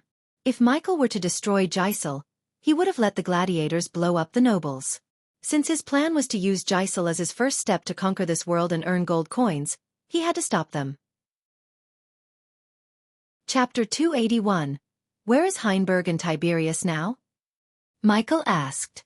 His voice was serious, yet he remained calm. There was no expression except calmness on his face. Here Gaia pointed at the far south side of Gisel where the city border meets the ocean. It's where the sewage opens and I'm not coming in, she firmly said. The last thing she would do was rummage through their sewage. I'm not planning to take you with me. You make sure the senators are in their places as we are planned. If I didn't give you the signal by the time, save Caius and Maxine from the explosion first. And if you can, I can't believe I'm saying this. Save the nobles. Michael let out a peal of tired laughter. The nobles were indeed important, but not as important as Caius or Maxine. Of course, he planned to subdue the gladiators before they could blow up the arena using their own explosives. Nonetheless, he always liked to have multiple plans. Go, Heinberg and Tiberius will meet you at the entrance, Michael nodded. And try not to stink more when you return, she laughed. I'll bring a bucket of sewage water for you to bath. You, go fuck yourself, you gross bastard. Before she could throw something at him, a bright light enveloped him. In a blink of an eye, he disappeared from the room. Michael appeared in a dark alley behind a 3-story building. The alley was located near the docks. He marked this place when he was staying in the city. Instead of walking towards the place where Heinberg and Tiberius were waiting for him, Michael cast the lightning dash to take off from the ground. In a few seconds, he was in the air above everyone and everything else. He could see the ships coming in and out of the docks. The sun was halfway above the horizon. The sparkling blue ocean had golden light decorating it as a gem on a crown. Calming ocean wind brushed past Michael while his raven black hair fluttered in the wind, making his hair look Messier and Messier. Michael willed the system to equip his Lucifer armor with a mask. In a flash, he completely transformed himself into Lucifer except for the black cloud and the red eyes. Meanwhile, at the sewage entrance, Heinberg and Tiberius were waiting for Michael. The sewage entrance was a large circular hole with a few iron bars. Most of the iron bars were corroded, leaving plenty of space for someone to enter the sewage. The entrance was located under a bridge which gave enough darkness for the two of them to avoid detection by soldiers. "So how long have you been working for them?" Tiberius asked, leaning on the brick wall. Heinberg was watching around to see if anyone's coming when he heard Tiberius' question. "Couple of weeks," Tiberius arched his brows as he was surprised. "For a guy who has been doing this for a couple of weeks, you seem pretty loyal to them." "Fear." Instead of giving Tiberius a long answer, Heinberg uttered only a word. "Fear." "Well, if I saw someone fly like a bird and use magic inside the void line, it'd freak me out too," Tiberius shrugged. "You've only seen a glimpse of what they can do, Tiberius." Tiberius wasn't interested in what they had done. He was more interested in what they could do to this godforsaken continent. "Do you think they could do what the rebels are trying to do?" "I don't think I know. They will change the fate of this continent for better or worse." "Whoa!" As they were speaking, Tiberius saw a dark figure suddenly land before the sewage entrance. He recognized the armor, yet this was the first time Tiberius saw Michael with his skull mask on. "Let's go find your friends." Without wasting a second, Michael leaped from the ground to enter the sewage tunnel. Like an obedient servant, Heinberg climbed up the sewage entrance following Michael. Tiberius entered lastly. Grhhh. Heinberg thought the stink outside was overwhelming, but compared to the inside, the outside stink was nothing. He had to cover his nose while following Michael. When Michael entered the dark forest with Gaia, he was poisoned with fear toxin. This lesson taught Michael to design his mask to filter toxins, poisons, and any particles that could harm him. With the inventor trait, his knowledge in alchemy, and a few parts from the system, he was able to build a mini filtration device inside his mask. Fortunately, the mask filtered most of the stink but not completely. The further they walked into the tunnel, the less they saw what's in front of them. There was no torture or holes in the ceiling for the sunlight to come through. Hence, Michael had to conjure an orb of light to lighten the path. The red orb of light soon made everything clear for Tiberius and Heinberg. While moving forward, Michael was searching for footprints, yet he couldn't see one because the sewage water cleared any footpaths or evidence of the gladiators who walked the path before. After walking for a few minutes, Michael finally saw a crumbled wall. The brick wall had a hole large enough for a few men to walk side by side. "They used some kind of explosion to blow this hole," Heinberg told Michael. "A mini version of it anyways. We are still below the streets. If the explosion wasn't a small one, the soldiers would have felt the shake and come to check. That means there's someone with knowledge in explosions was with them." Tiberius seemed like he has just realized something. "That son of a bitch Mark. Before he was a gladiator, he worked as a bodyguard for a scholar who specialized in explosives. He bragged about this when he was drunk." Thinking about Mark made Tiberius' blood boil in anger. Ever since his limbs started to shake due to the wound he suffered in the hands of Hyrieus, Mark tried to undermine him every chance he got. After Titus, Optimus and Tiberius, Mark wiggled himself onto Doctor's side. Tiberius always felt a bad vibe from Mark. "We have to stop them from blowing shit up if you want your plan to work." Michael let in Tiberius with his plan because he wanted everyone to be up to speed for the plan to work. Michael pointed his finger towards the hole as the orb of light flew into the hole, lighting the path. Michael could see there are numerous paths branching out at the end of the tunnel. "Shit," Tiberius cursed. Michael was prepared for this. That was why he brought some friends. Tiberius and Heinberg expected Michael to enter the hole searching for the gladiators. However, instead of stepping into the hole, Michael willed the system as several tiny drones appeared in front of him. The drones produced a faint humming sound as they moved into the hole. Neither of them had ever seen such things before in their lives. They just stared at the drones disappearing into the darkness with their mouths slightly open. Michael closed his eyes for a second when the drones reached the junction where there were 7 branching out tunnels ahead of the drones. He had a total of 14 drones. He sent 2 drones in each tunnel. The drones traveled extremely fast. Controlling all of them at once took a toll on his brain as he began to feel a slight headache. Ignoring the headache, he completely focused on controlling the drones. Each tunnel was long, dark, and inhabited by nothing but rats and spiders.